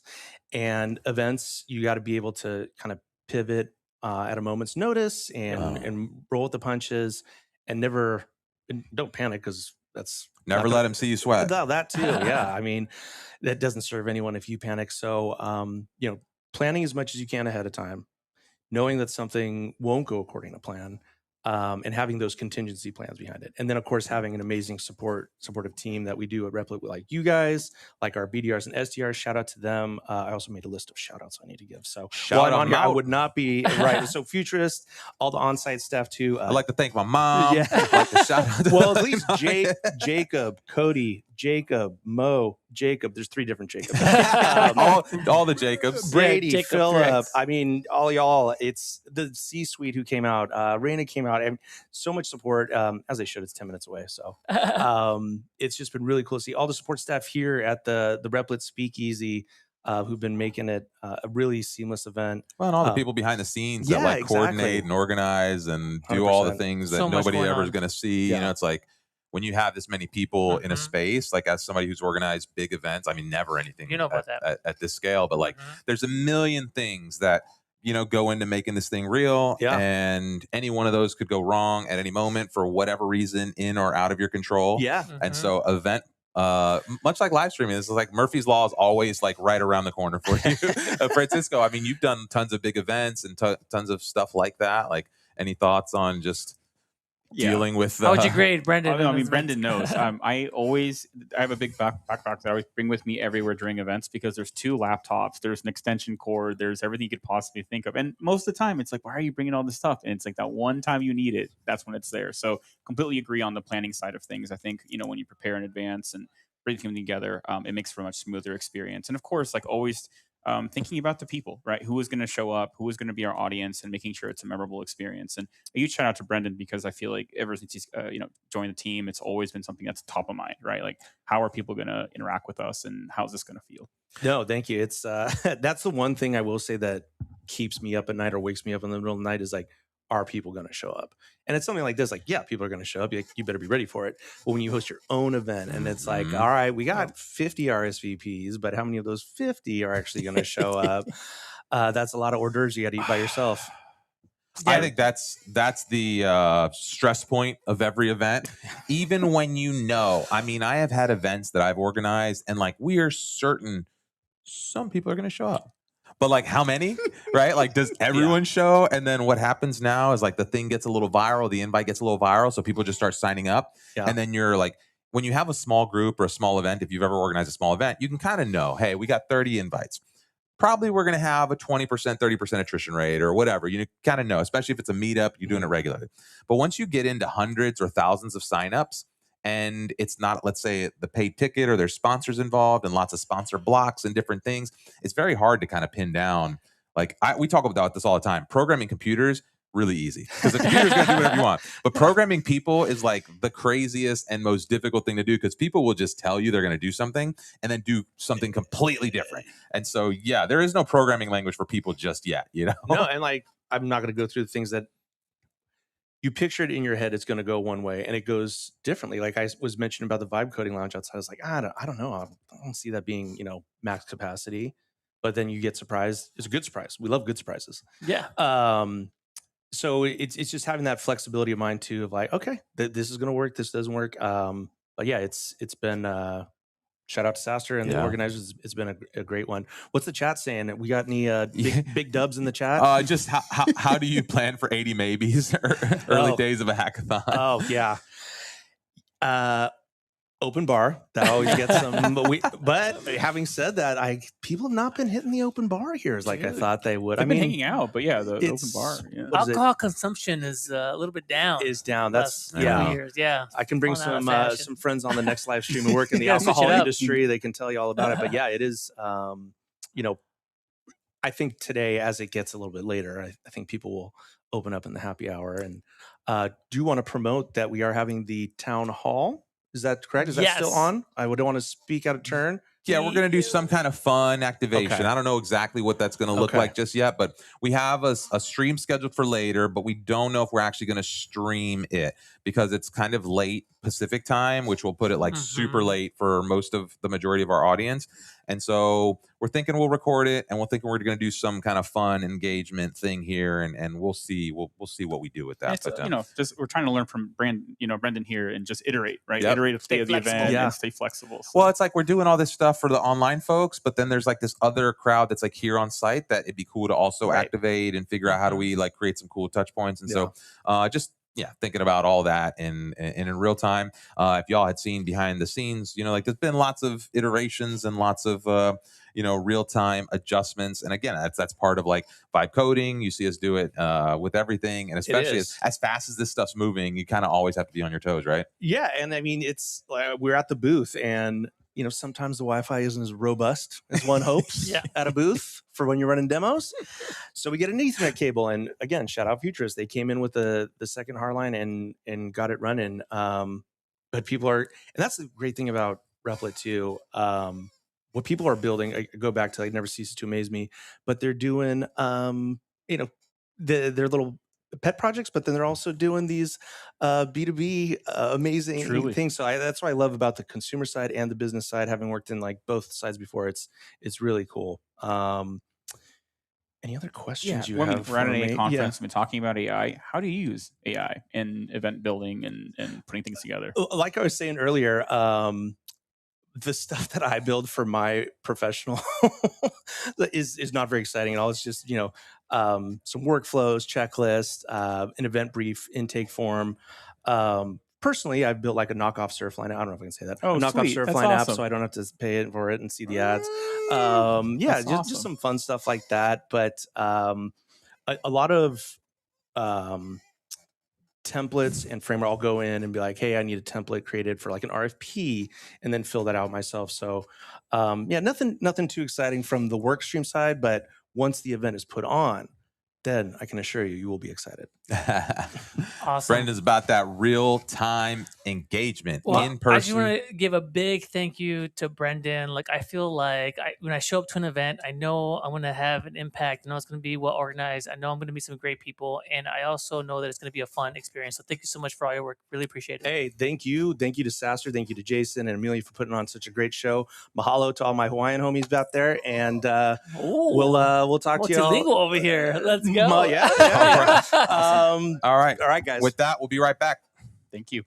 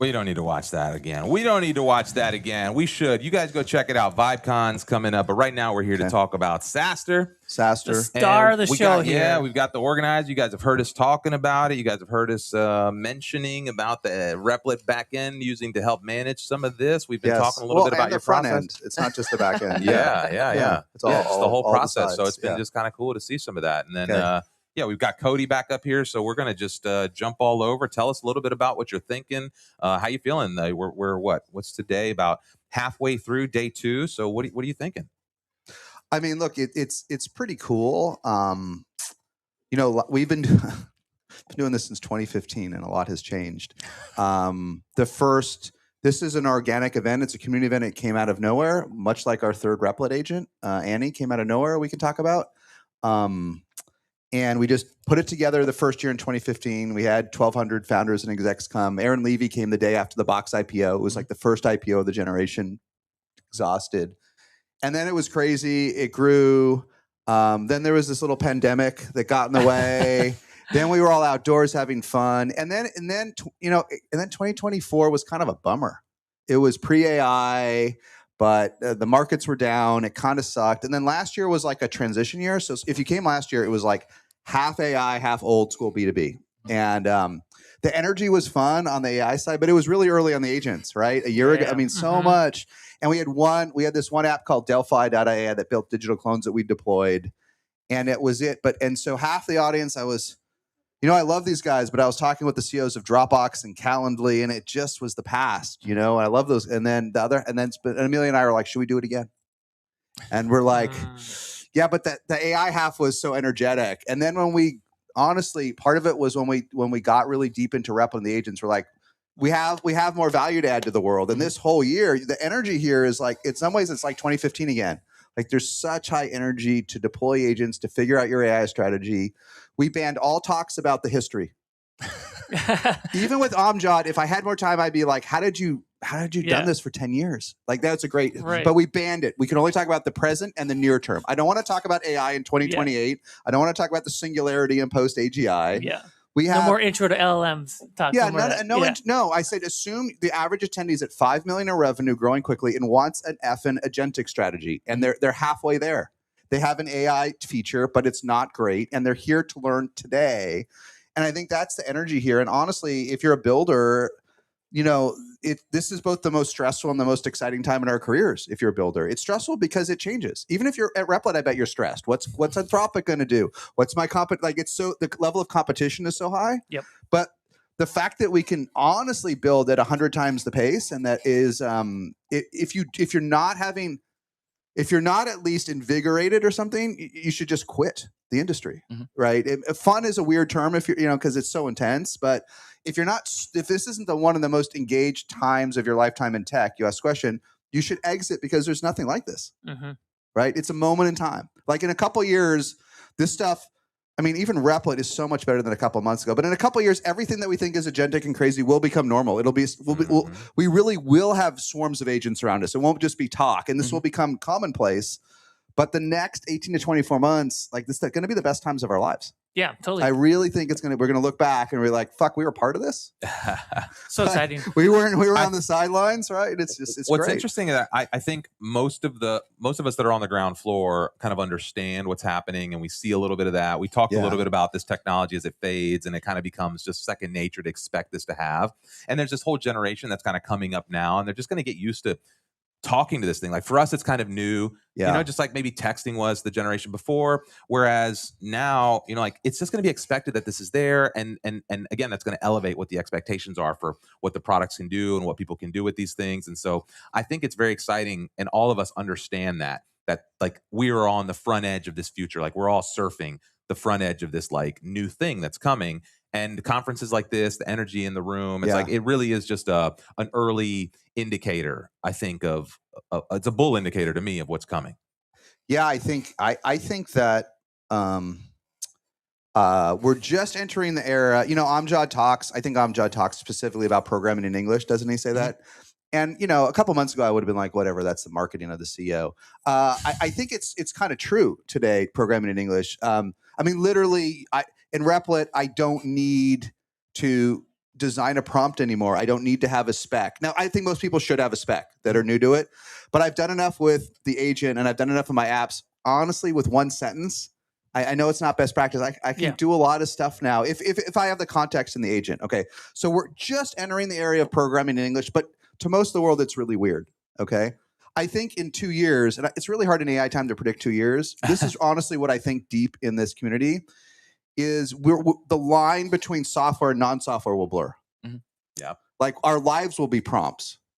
And no, because just like agents, prompting's becoming just English. But what's the line between software and just talking to an agent? Like we won't know, like the agent may spin up and create software for real. And we won't even think about it as software anymore. The agent will make a decision. Should I plug into an API? Should I just answer it? Should I just grab some data? Should I grab it from Databricks or Claude? Or you know what? I'll create an application and you won't even know I built it'll be an invisible application. Yep. Right? So that's what I think. I'm not a futurist. I'm a presentist. But I genuinely think we will enter not the democratization of software, which is what Replit is enabling, but post-software. Like we will be in the ether of software. But I don't know exactly what it is going to look like, right? But the rate of change is so fast. You can see that happening in 18 to 24 months, right? The software is just invisibly created behind us by agents. Can you talk a little bit about the attributes that are going to differentiate the winners and the losers in this next era? So like if you had to handicap folks, like what are some things that you're looking for in terms of like these companies are going to make it, these other companies maybe not so much? For startups, you mean? For or like scale, any tech company? Yeah, B2B companies, the folks that you here. can smell it. Oh, you can You can smell the decay. Yeah. Tell us more about that. How you sensing that? Look, pre-AI, as silly as it is, I really think you could measure startups and scale-ups by story points.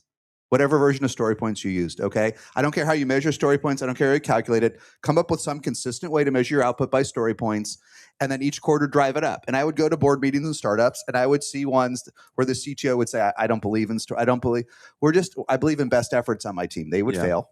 Okay.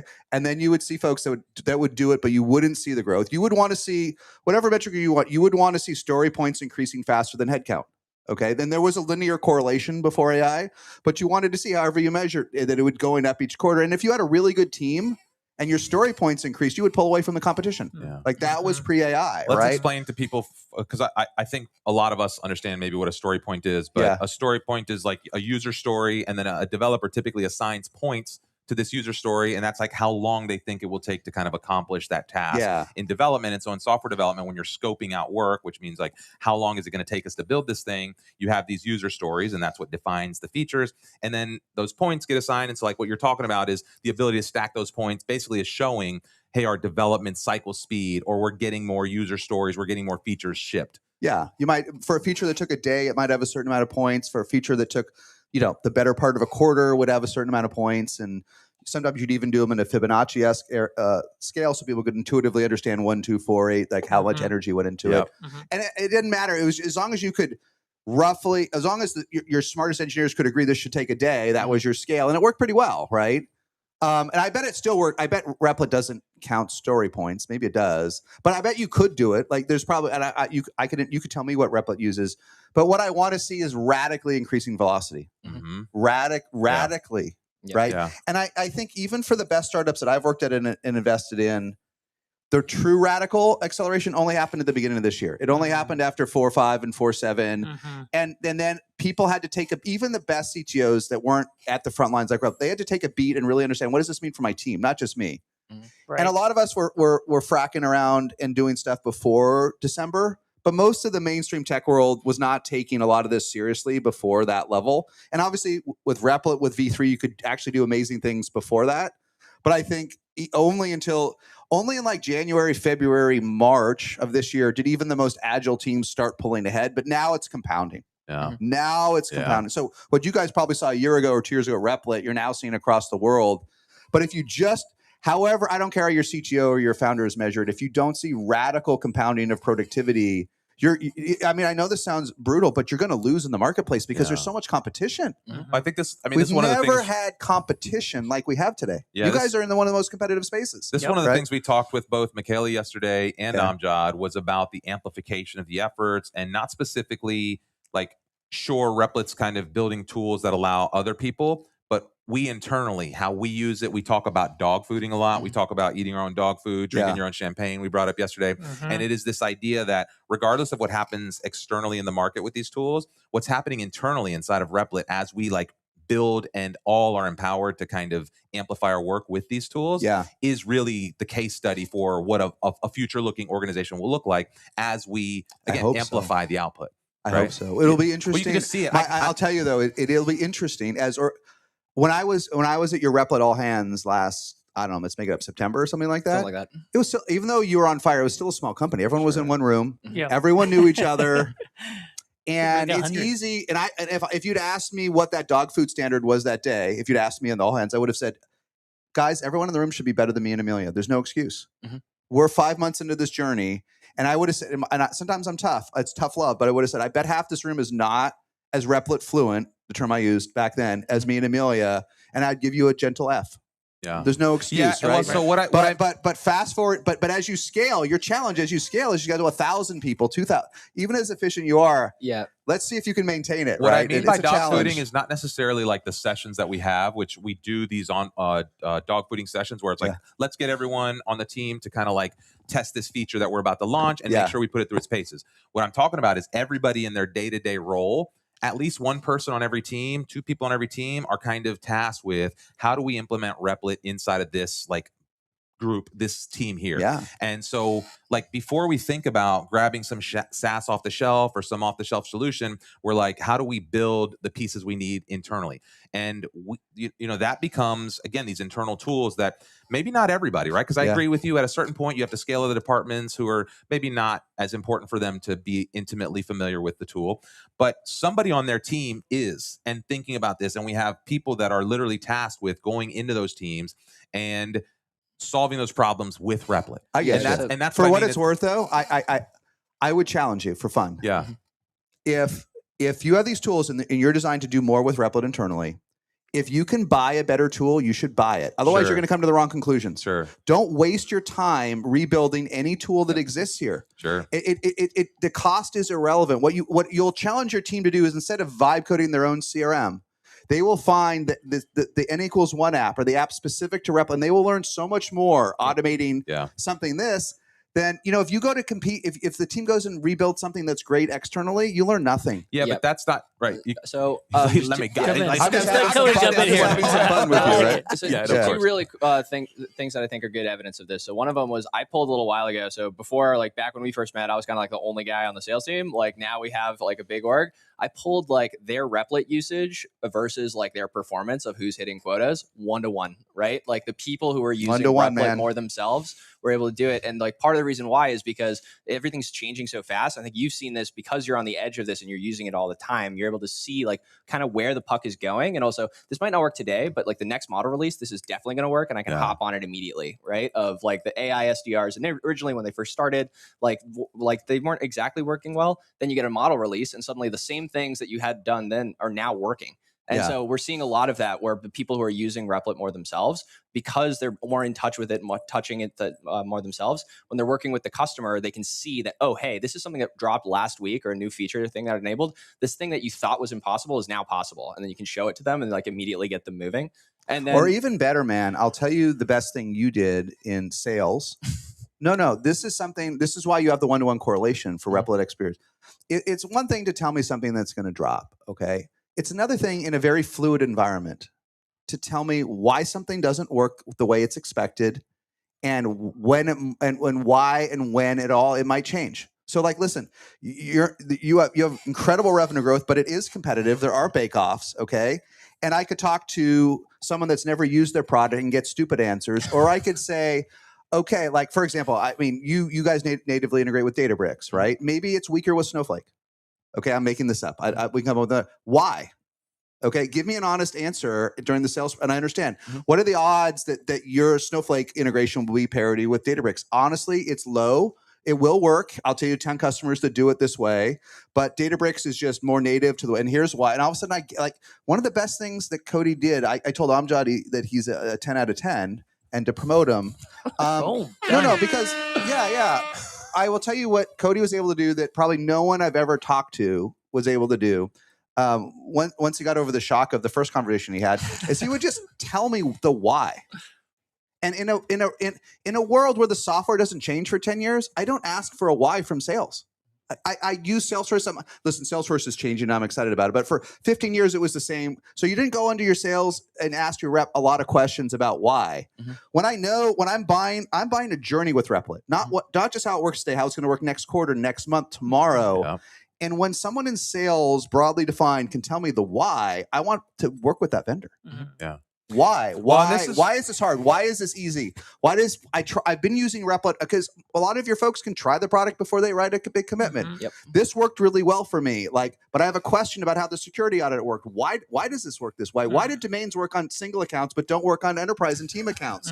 Why can I not buy my domains and just get them to move over to my enterprise team? And well, that's the way we architected it. There's some security and other issues. Okay, I'm not happy, but I get it, right? Yeah.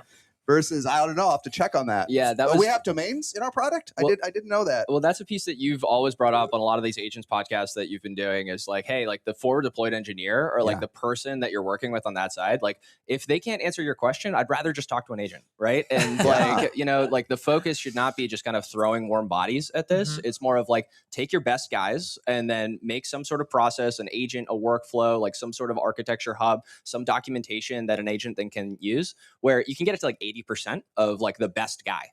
And like, that's the thing. I've seen this across the industry and you're so good at it is that like the people who are just kind of throwing warm bodies at it, as opposed to like, this is the best guy. This is the best email that's ever been written. I'm not going to try to like replicate the best, but I'm going to try to get to something that can do 80%. And maybe you get to 70% and then a model drops. And then suddenly it's able to get to the 80 or 90%.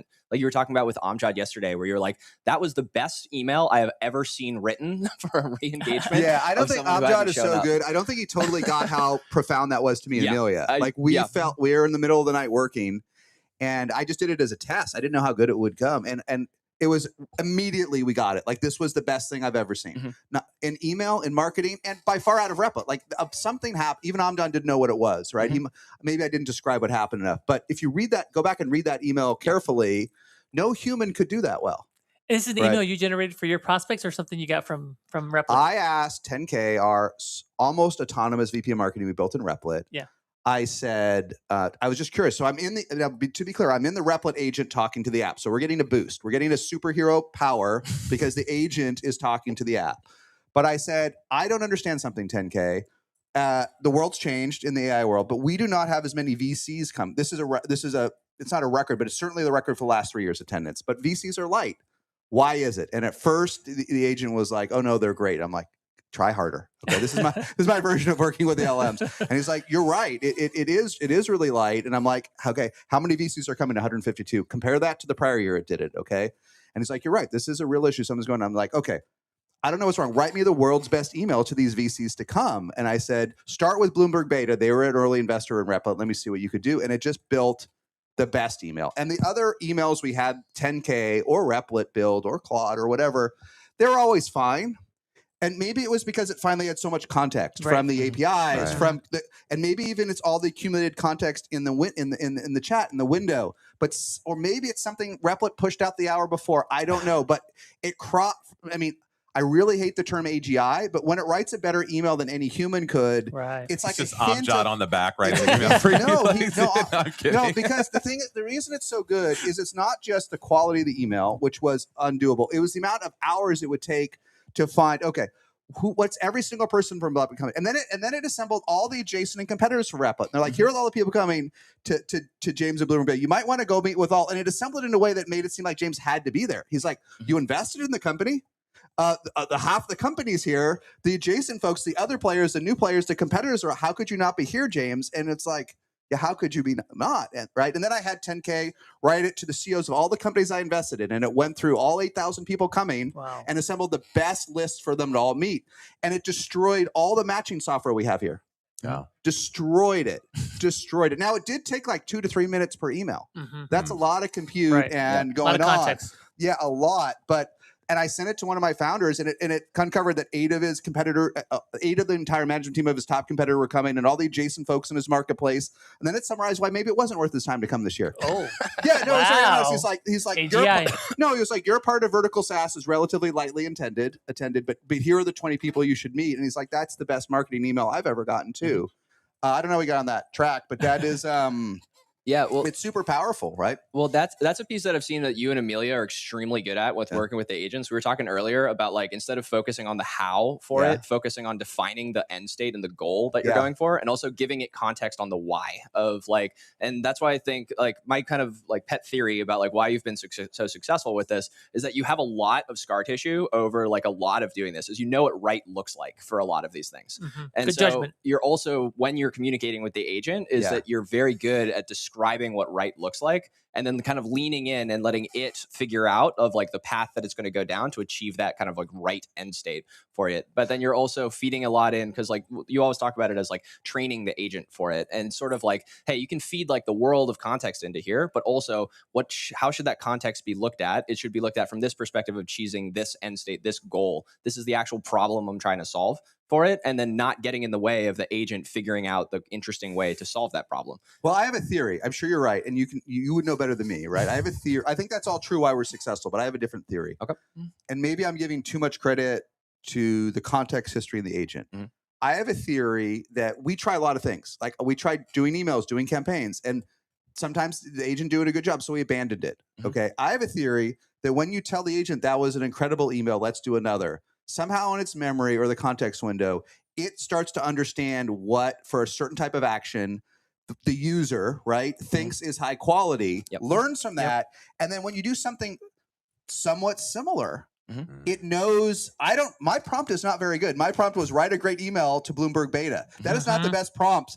Like when I would show my prompts like 3 months ago on our workshop Wednesdays, people would mock me in the comments. They're like, that's not a prompt, Jason. I'm like, well, I've been doing this for a while. Right. Like, but I have a theory that whatever it is, the agent, the context, the memory, it knows what's good, remembers that, at least within a session, which we try to make infinite.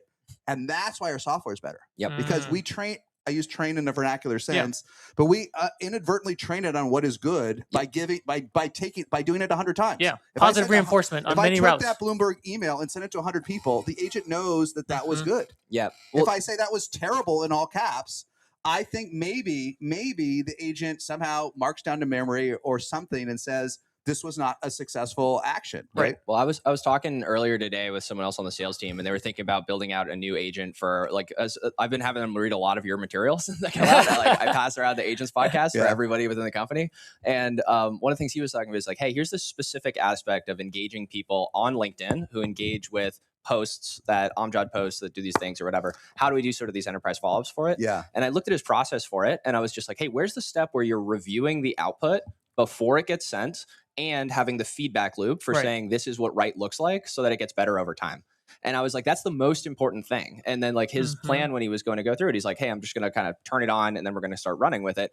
I was like, hey, dude, you got to listen to Jason's podcast, right? It's like, you have to have 30 days. You have to say, hey, we're going to start it this way. And every day I'm going to take an hour. I'm going to make it better. And I'm not just going to fix the one email it wrote.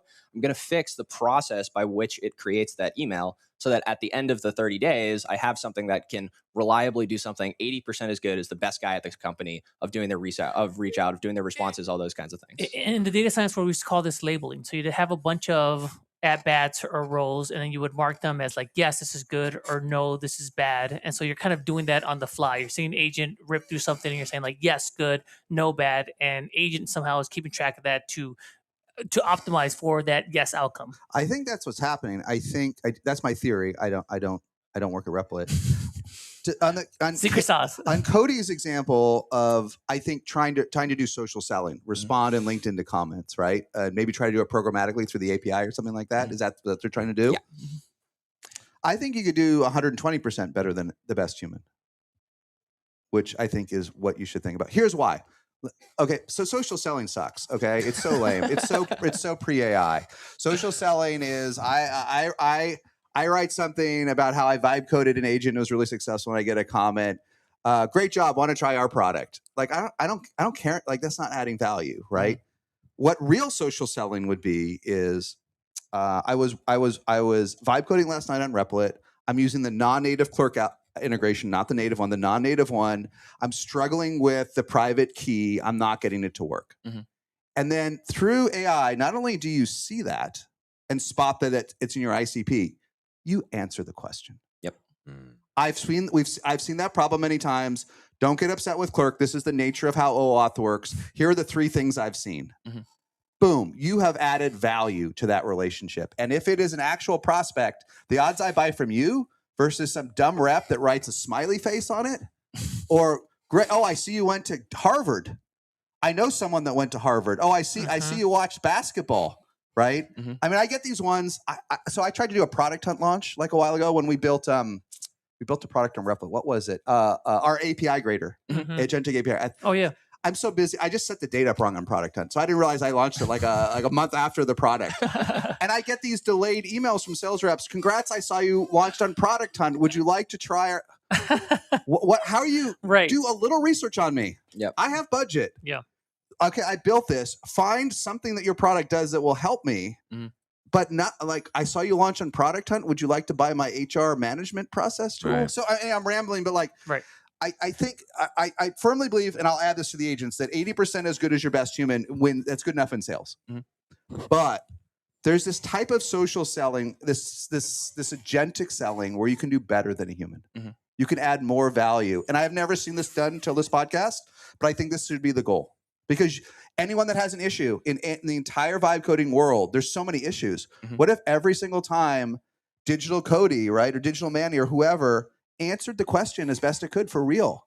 It would be a tremendous value add, right? And you train it, and you read every single one, you build it, and then you read it every 30 days, and then you let it go, man. So I'm going to go back to the point earlier where you were talking about don't rebuild the SaaS or the thing, which I think is very good advice. I think most people who are being successful in the vibe code space are not trying to like recreate what exists. What they're trying to do is plug gaps and connect holes between. Yeah. And so going into what you're talking about, we're building things like that, let's say, that take context from lots of different places to help shape some of that messaging. Because a lot of times what happens is your best salesperson or your best customer service rep or whatever is getting input from lots of places, not just this ticket that the AI might try to respond to, or this email that it reads and has zero context about, okay, what's being talked about? What's actually happening? Is the system down right now, right? Can I check the uptime monitor before I respond to this so that I know, like, oh, there's a little thing here. Oh, no, systems are up, but there's some things happening. Oh, there's some noise on Reddit. Oh, they're talking about this in Discord. Listen, so-and-so just made all these posts on, and so you can kind of see, so we connect little pieces to then bring in and amplify the work of the individual, which creates a dashboard that doesn't exist on the market, right? So when we're talking about dogfooding and building some of these things, and where I think the enterprises are really winning, it's like, hey, we have this system, and this system, but those systems don't really talk to each other, you know? And I think now we can kind of unify one of the that, best you know? use cases for Replit. Yep. I tried to show Amjad one, but I threw so much at him.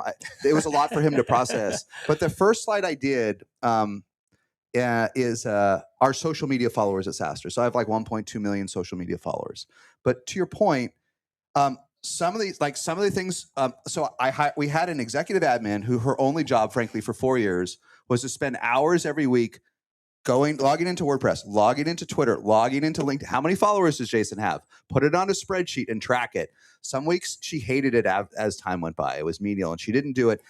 And then it's funny. One of the first Replit projects I did was, can I automate it? But not enough of them had APIs, right? Then I did it again like a couple weeks ago, and it's epic. And now I have dashboards for the first time in my entire career as an entrepreneur, executive, founder, and CEO. With Replit, for the first time, I have dashboards that benefit me. We run a headless Salesforce inside of Replit, inside of our 10K agent, so I can see every sponsorship, every deal, every ticket flowing through the system in real time. I'm not going to log into Salesforce and find a dated dashboard that's never been updated. I'm not going to log into a marketing. I just don't have that patience. Well, there's all this other noise around it where it's like, I just want this metric. Now I have dashboards for me. Just for me for the first time ever. I mean, and all that context now is an agent. What? And all that context is now an agent. So that's the reason why agent can write something that's better than a human, because it has this entire context for our social media. The agent's a big part of it. And then also under-discussed, I mean, it's your talk. We can talk about whatever you want. I think under-discussed is how tools like Replit democratize APIs. Completely under-discussed. APIs until 6 months ago were for developers. It's under-discussed. I mean, I got us going on Replit, but as Kody knows, Amelia's better than me now, right? And she's smarter. She's more patient. She's more quantitative, but she's not more technical than me. She's less technical. She knows a little more HTML than me, but she hasn't built what I built on the software side. But because of APIs, she can build anything. Yeah. You can build anything with an API. So got connectors in there. You can grab the API docs. You just copy paste it in there. So if I want a dashboard out of Salesforce data, I can build it in Replit now versus it's impossible before. I'd have to hire a developer. I don't know if I didn't do it, right? You mentioned so we will all build apps on top of APIs and use APIs in ways that no one thought when they built pre-AI APIs. Hey, real fast. I got to hop to go teach a vibe coding class. Go This has been absolutely amazing. I'm such a huge fan of SaaStr, and thanks so much for all of your Replit journey with me. It's been great. It's fun. Do you need me more, or are we done, or you need another minute? You're welcome to stay as long as you want. You can I got another session I got to do in a minute. Yeah, but you have one more thing you need from me? Yeah, last question. I got one more, All right, so you mentioned how the way you're using different SaaS offerings like Salesforce, it's changing. So I guess I'm wondering, what advice would you have for folks, businesses out there, in terms of changing their services, their value proposition to adapt to this new world? The simplest thing I would get, and I built this on Replit. If you go to SaaStr.ai and go to the nav, there is an agentic API grader. I built this on Replit. It's cooler than people realize, okay? Because I couldn't do this on my own. And the agentic API grader will grade your API. Oh. How friendly it is to agents. Okay? That's key. Stripe got the only A+. As you would expect, Anthropic, OpenAI got A's, right? Gemini, I think, got an A or an A-. And if you think about it, what's the simplest thing you can do to your software? Even if your software is dated, okay? Even if you can't get anyone to fix any bugs, if you can just update your API, then you can turn, and I'll give you an example. You can turn kind of moldy oldie software into pretty state-of-the-art software. If the API works with agents, you can bypass all the UI, UX, other issues, right? And so, for example, running this event, there is a niche piece of software called Bizzabo. It is a CRM for events, okay? Until 2019, it was state-of-the-art. I don't think they've added a feature since 2019, okay? It only survives because it is an uninvested category of software, okay? And we're at the edge of quitting, But we asked the Replit in our 10K, can you interface with the Visible API so this dated thing can be expressed in real time for it? And it said, well, bad news and good news. The 10K said built in Replit. Bad news is the API as documented can't do everything. Good news is I found undocumented APIs that let you do it. Yeah. So what it did, combined the agent found undocumented APIs and calls, that put it above the line. So now we're going to renew Visibo and we're going to invest in it, even though the web software, it can't keep up. So my point is, if you're a founder or an entrepreneur or tech, maybe you can't fix everything on the front end, but you can make your headless Salesforce, your headless Visibo amazing by making it the world's most infinite API calls, all the context I want. So just go to this. It's part of Rep. We built on Replit. Go to SaaStr.com and find the API grader. It'll grade your own API did for you. Did you see Perplexity, the CTO, also has turned his back on MCP, and they were one of the originators on some of that, and they're basically saying they're going back to APIs. Yeah, that's what I learned from the grader.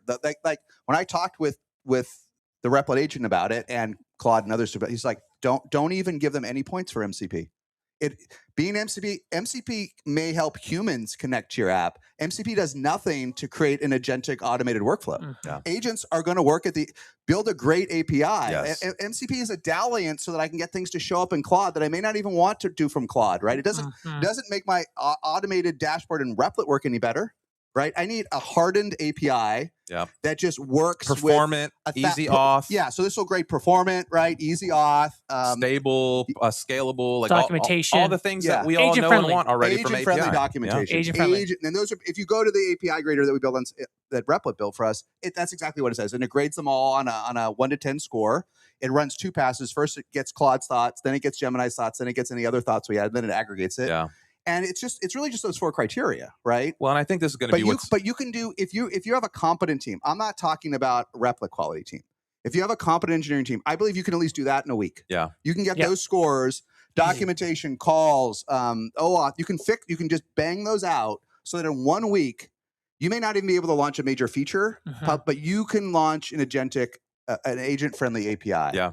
Right? It's a big deal. Well, I think this is this is the evolution of all these companies. People talk about the SaaS apocalypse, and it's like, yes, if you don't upgrade and go API first, agent first, and you don't offer your solution as a headless API driven thing that the agents can play with, then yes, you may end up replaced. But if, as you see, Salesforce just came out, there's all these different companies that are now pivoting, revamping the API, making it agentic, AI first. Again, if I go to your doc site and I can't click with 1 click to grab the markdown or send the agent to it and they can easily read it, I think those are the companies that are going to have a real hard time moving forward. But like you're talking about, if your API is robust, if you've got great documentation, if you can feed and interact with the agent, then there's some opportunity there at least to kind of work and be symbiotic in the space. Let me give you another. So Visibo was this 15-year-old platform that got good enough because its API did need some undocumented.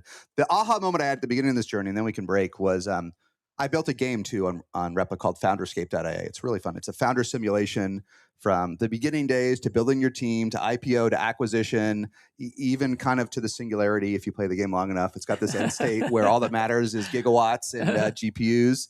It gets pretty funky at the end. If only a few people have gotten that far. It's a really cool simulator. It's free. It's Founderscape.ia. Anyhow, so I decided after about a couple of weeks of building this game, I learned a lot about building a game, is I wanted your co-founder to talk to you interactively. So you could talk to your co-founder. Who should we hire? What should we do? Like this, right?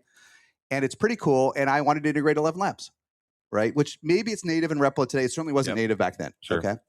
And I said, I've never used 11 Labs.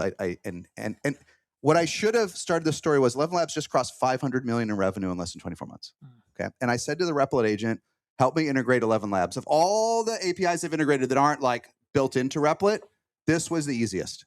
It took me minutes to get my key from 11 Labs and instantly put it into the secret store, and it just worked. And it's not even Replit's credit because it's not a native integration, right? I mean, it helped that the secret store is easy. But my point is, 11 Labs did everything to support making it as effortless as possible, and it just effing worked, right? Yeah. And I'm like, and I even said it to Madi and others, like, this is the best thing I've ever used. And if you can do that, even if your software is 20 years old, you will get more and more customers, even if you can't do all the rest. And that was like, and then I'm like, I don't even know how you'd use the web interface, and I don't care, right? So I can break. But if you can do that for your app, you can go from tired to wired. You truly, honestly can, right? And the last example I'll give we could break is Twilio. Yeah. I talked in the Twilio went so dead. Good. Dead, growing 4%, going on the way to 0 18 months ago. But is Twilio built into Replit as a default integration? Yes, they have a SendGrid. We have a connector. The only problem with that is that you just can't one-click generate a phone number for the SMSs, so you have to kind of do that on the back end. But yeah, you can connect with their API, and once you then bring the phone number over, it's all great. So then all of a sudden, Twilio went from this dated commodity product to being super agent friendly. Not at the 11 Labs level, but then their growth went from 4 to 20% in 1 year. That's what I mean about some of these primitives. Do that yourself. That's what I mean about some of these primitives. I think people underestimate the infrastructure or the ground level advancements that are needed for real invention to take place. And if you go back, a lot of people talk about like, oh, this is the printing press moment. And it's like, what they don't understand is that the printing press wasn't just a thing that was invented. You had like paper manufacturing at scale, ink technologies that were advancing that allowed you to like print on paper and not have it just smudge and smear. You had eyeglasses that were also just kind of starting to be prolific so people could read smaller print. And so you had all these things that kind of like stacked on top of each other that made the printing press viable. There were versions of it before, but you just couldn't scale it, right? And so now we're kind of in this moment where like, okay, the primitives are not go rebuild Airbnb or Salesforce or any of these large SaaSs from the ground up. It's like those are now the primitives to build on top of. The next layer of invention is connecting the dots between these things. It's building and filling the gaps between, you know, the use case that you have versus the use case that they're building for at millions and millions of users at scale doesn't match the thing you need specifically. And so those little solutions, those little things that only you can see at the ground layer is where the people who I think are having the most progress in Vibe code or in this agentic engineering era are having success, right? And to me, that's the sweet spot right there. It's like, go get the primitives, build on top of that, make sure everything's safe and secure, and then start experimenting, and then it's off to the races. Yeah, we can break. I got to go do a session, but I really think to tie it to the end, my lay version of that is if you're not sure what to do, build an N=1 app, make a list, sit down, and just force rank. What are the for simplicity and need, what are the simplest 5 things I can't get done today in software? Not the most complicated 5 things, because maybe someday. Think about it. What are the top 5 headaches I have that my stack just can't get done? Okay, and then rank them by simplicity with top 5. And then do your top 5 and then rank them by simplicity. Then ask Replit to go build it and see what happens. You can't lose. Like the worst case, you're going to lose 20 minutes of your time, right? In a few, in a $20. $20. Small chance today, if you invest 20 minutes, 30 minutes, you might solve an N=1 problem that to you might be worth 20. It's not just the hard costs, it's the soft costs. The fucking soft costs that someone has to spend a week printing out parking passes for 5,000 people, and the Replit agent did it for $1 million in a couple hours, takes a 5,000 piece PDF, slices it into each page, gets the right one, and then routes it exactly right to the right individual all day, all night long. That isn't, I know, I mean, Amjad's so good. I couldn't go deep enough on that story to really impress on him how crazy, but that in some ways is the most impressive thing we've built. Because it is a weeks of manual, mind-numbing effort that is only we can use parking passes at the San Mateo County Event Center for these 3 weeks and fucking magic. Right, totally. And you could never do that. So if you start there on your journey and then stair step up, you will you'll be in the positive mode, the surplus mode, the credit versus debit mode, and even if you have some bumps down the road, it won't stop you, right? It won't stop you. So thanks, amazing. Guys. Thank you so much for stopping by. Really appreciate it. Thanks for putting this great event on, Jason. Thank you so much. All right, we're gonna have you back soon. Let's go. Woo. Okay, Jason Lemkin in the house. Shout out to SaaStr for putting this event together and just kind of generally capturing the vibe of the space. I think it's exciting to just be around this many people, like that get this, that understand what's happening. You know, a lot of times I'm in Sarasota, Florida. You know, like for now, temporarily, y'all, alpha here. News coming soon.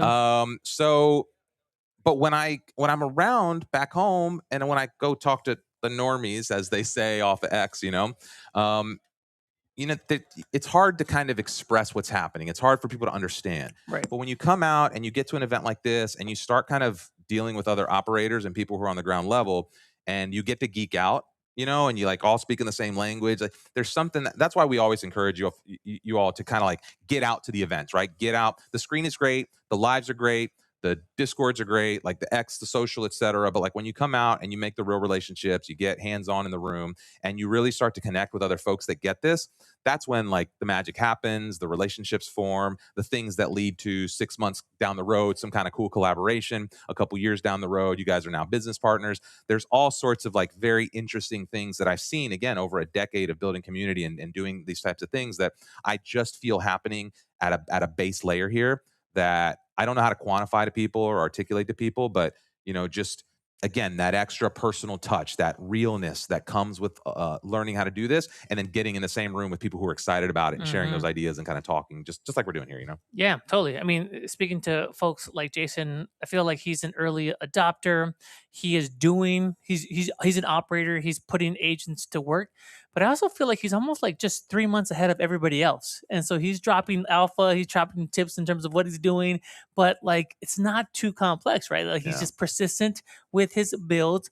He gave you that rank order technique to implement. He's all about context, and he's all about trying new things in Replit. So that's what I'm most excited about, the fact that Jason is like getting so much alpha out of working with tools like Replit. But then I also think that it's attainable for a lot of folks if they just like stay at it and follow some of the tips that Jason and others have been suggesting. I think that's what we're seeing generally across the board, is that this stuff is not rocket science, as right? out of reach as people make it to be. That's crazy. Now, that doesn't mean that you're going to go in first shot and going to get exactly what you want out of this thing, right? Like it's not also easy street where you just click one button and it's over.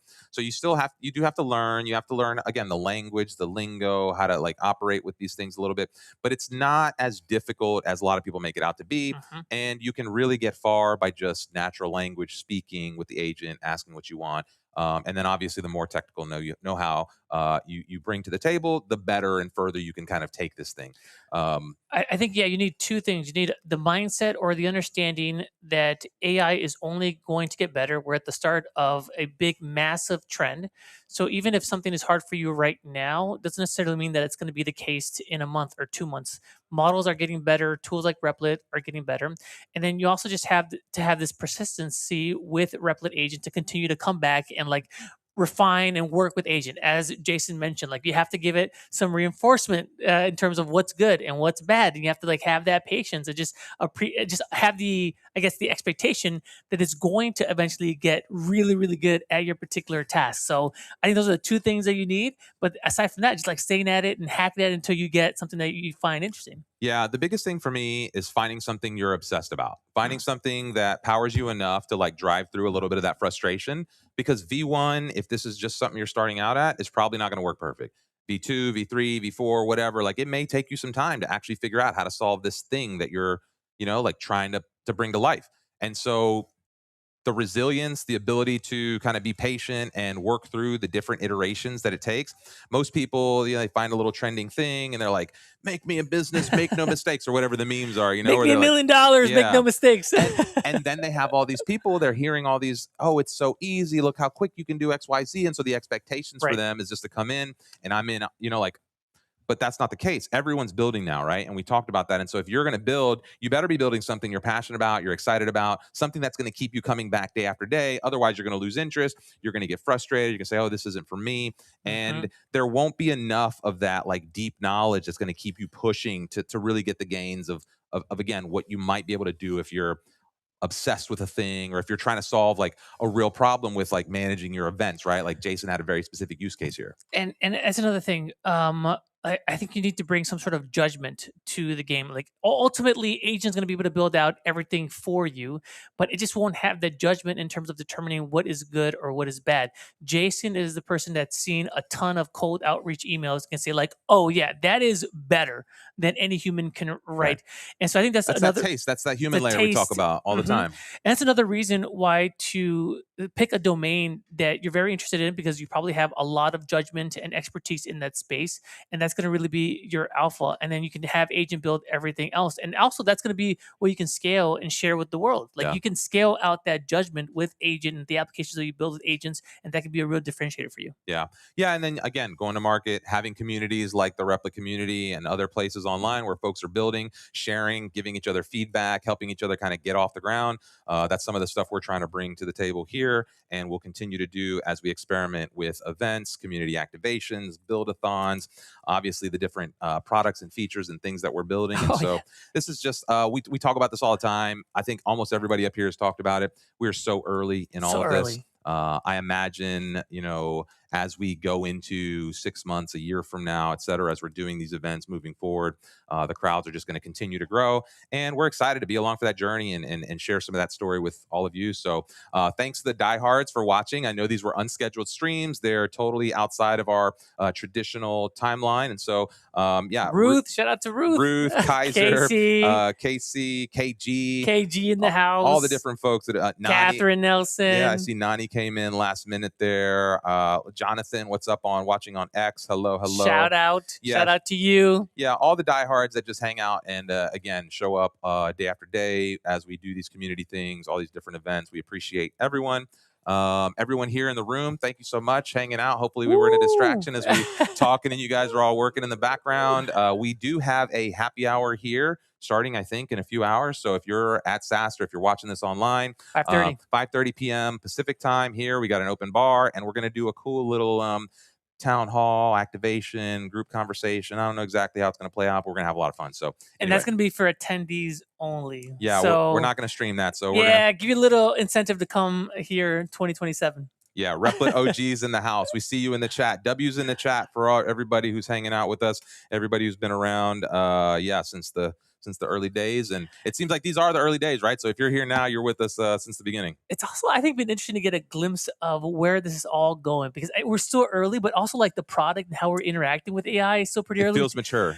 It's starting to mature. Yeah, and it may change. It may change in ways that we don't anticipate. Like Amjad yesterday talking about how we have to make it easier, like platformize agent development.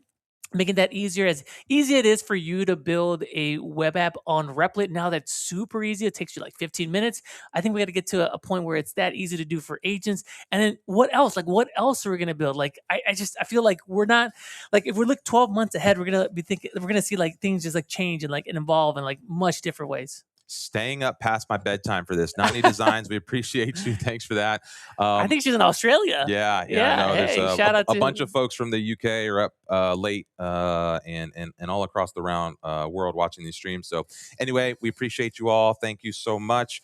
We'll send you off with a last little reminder about VibeCon. Hopefully we'll see you all in New York. Got to be there. Yeah.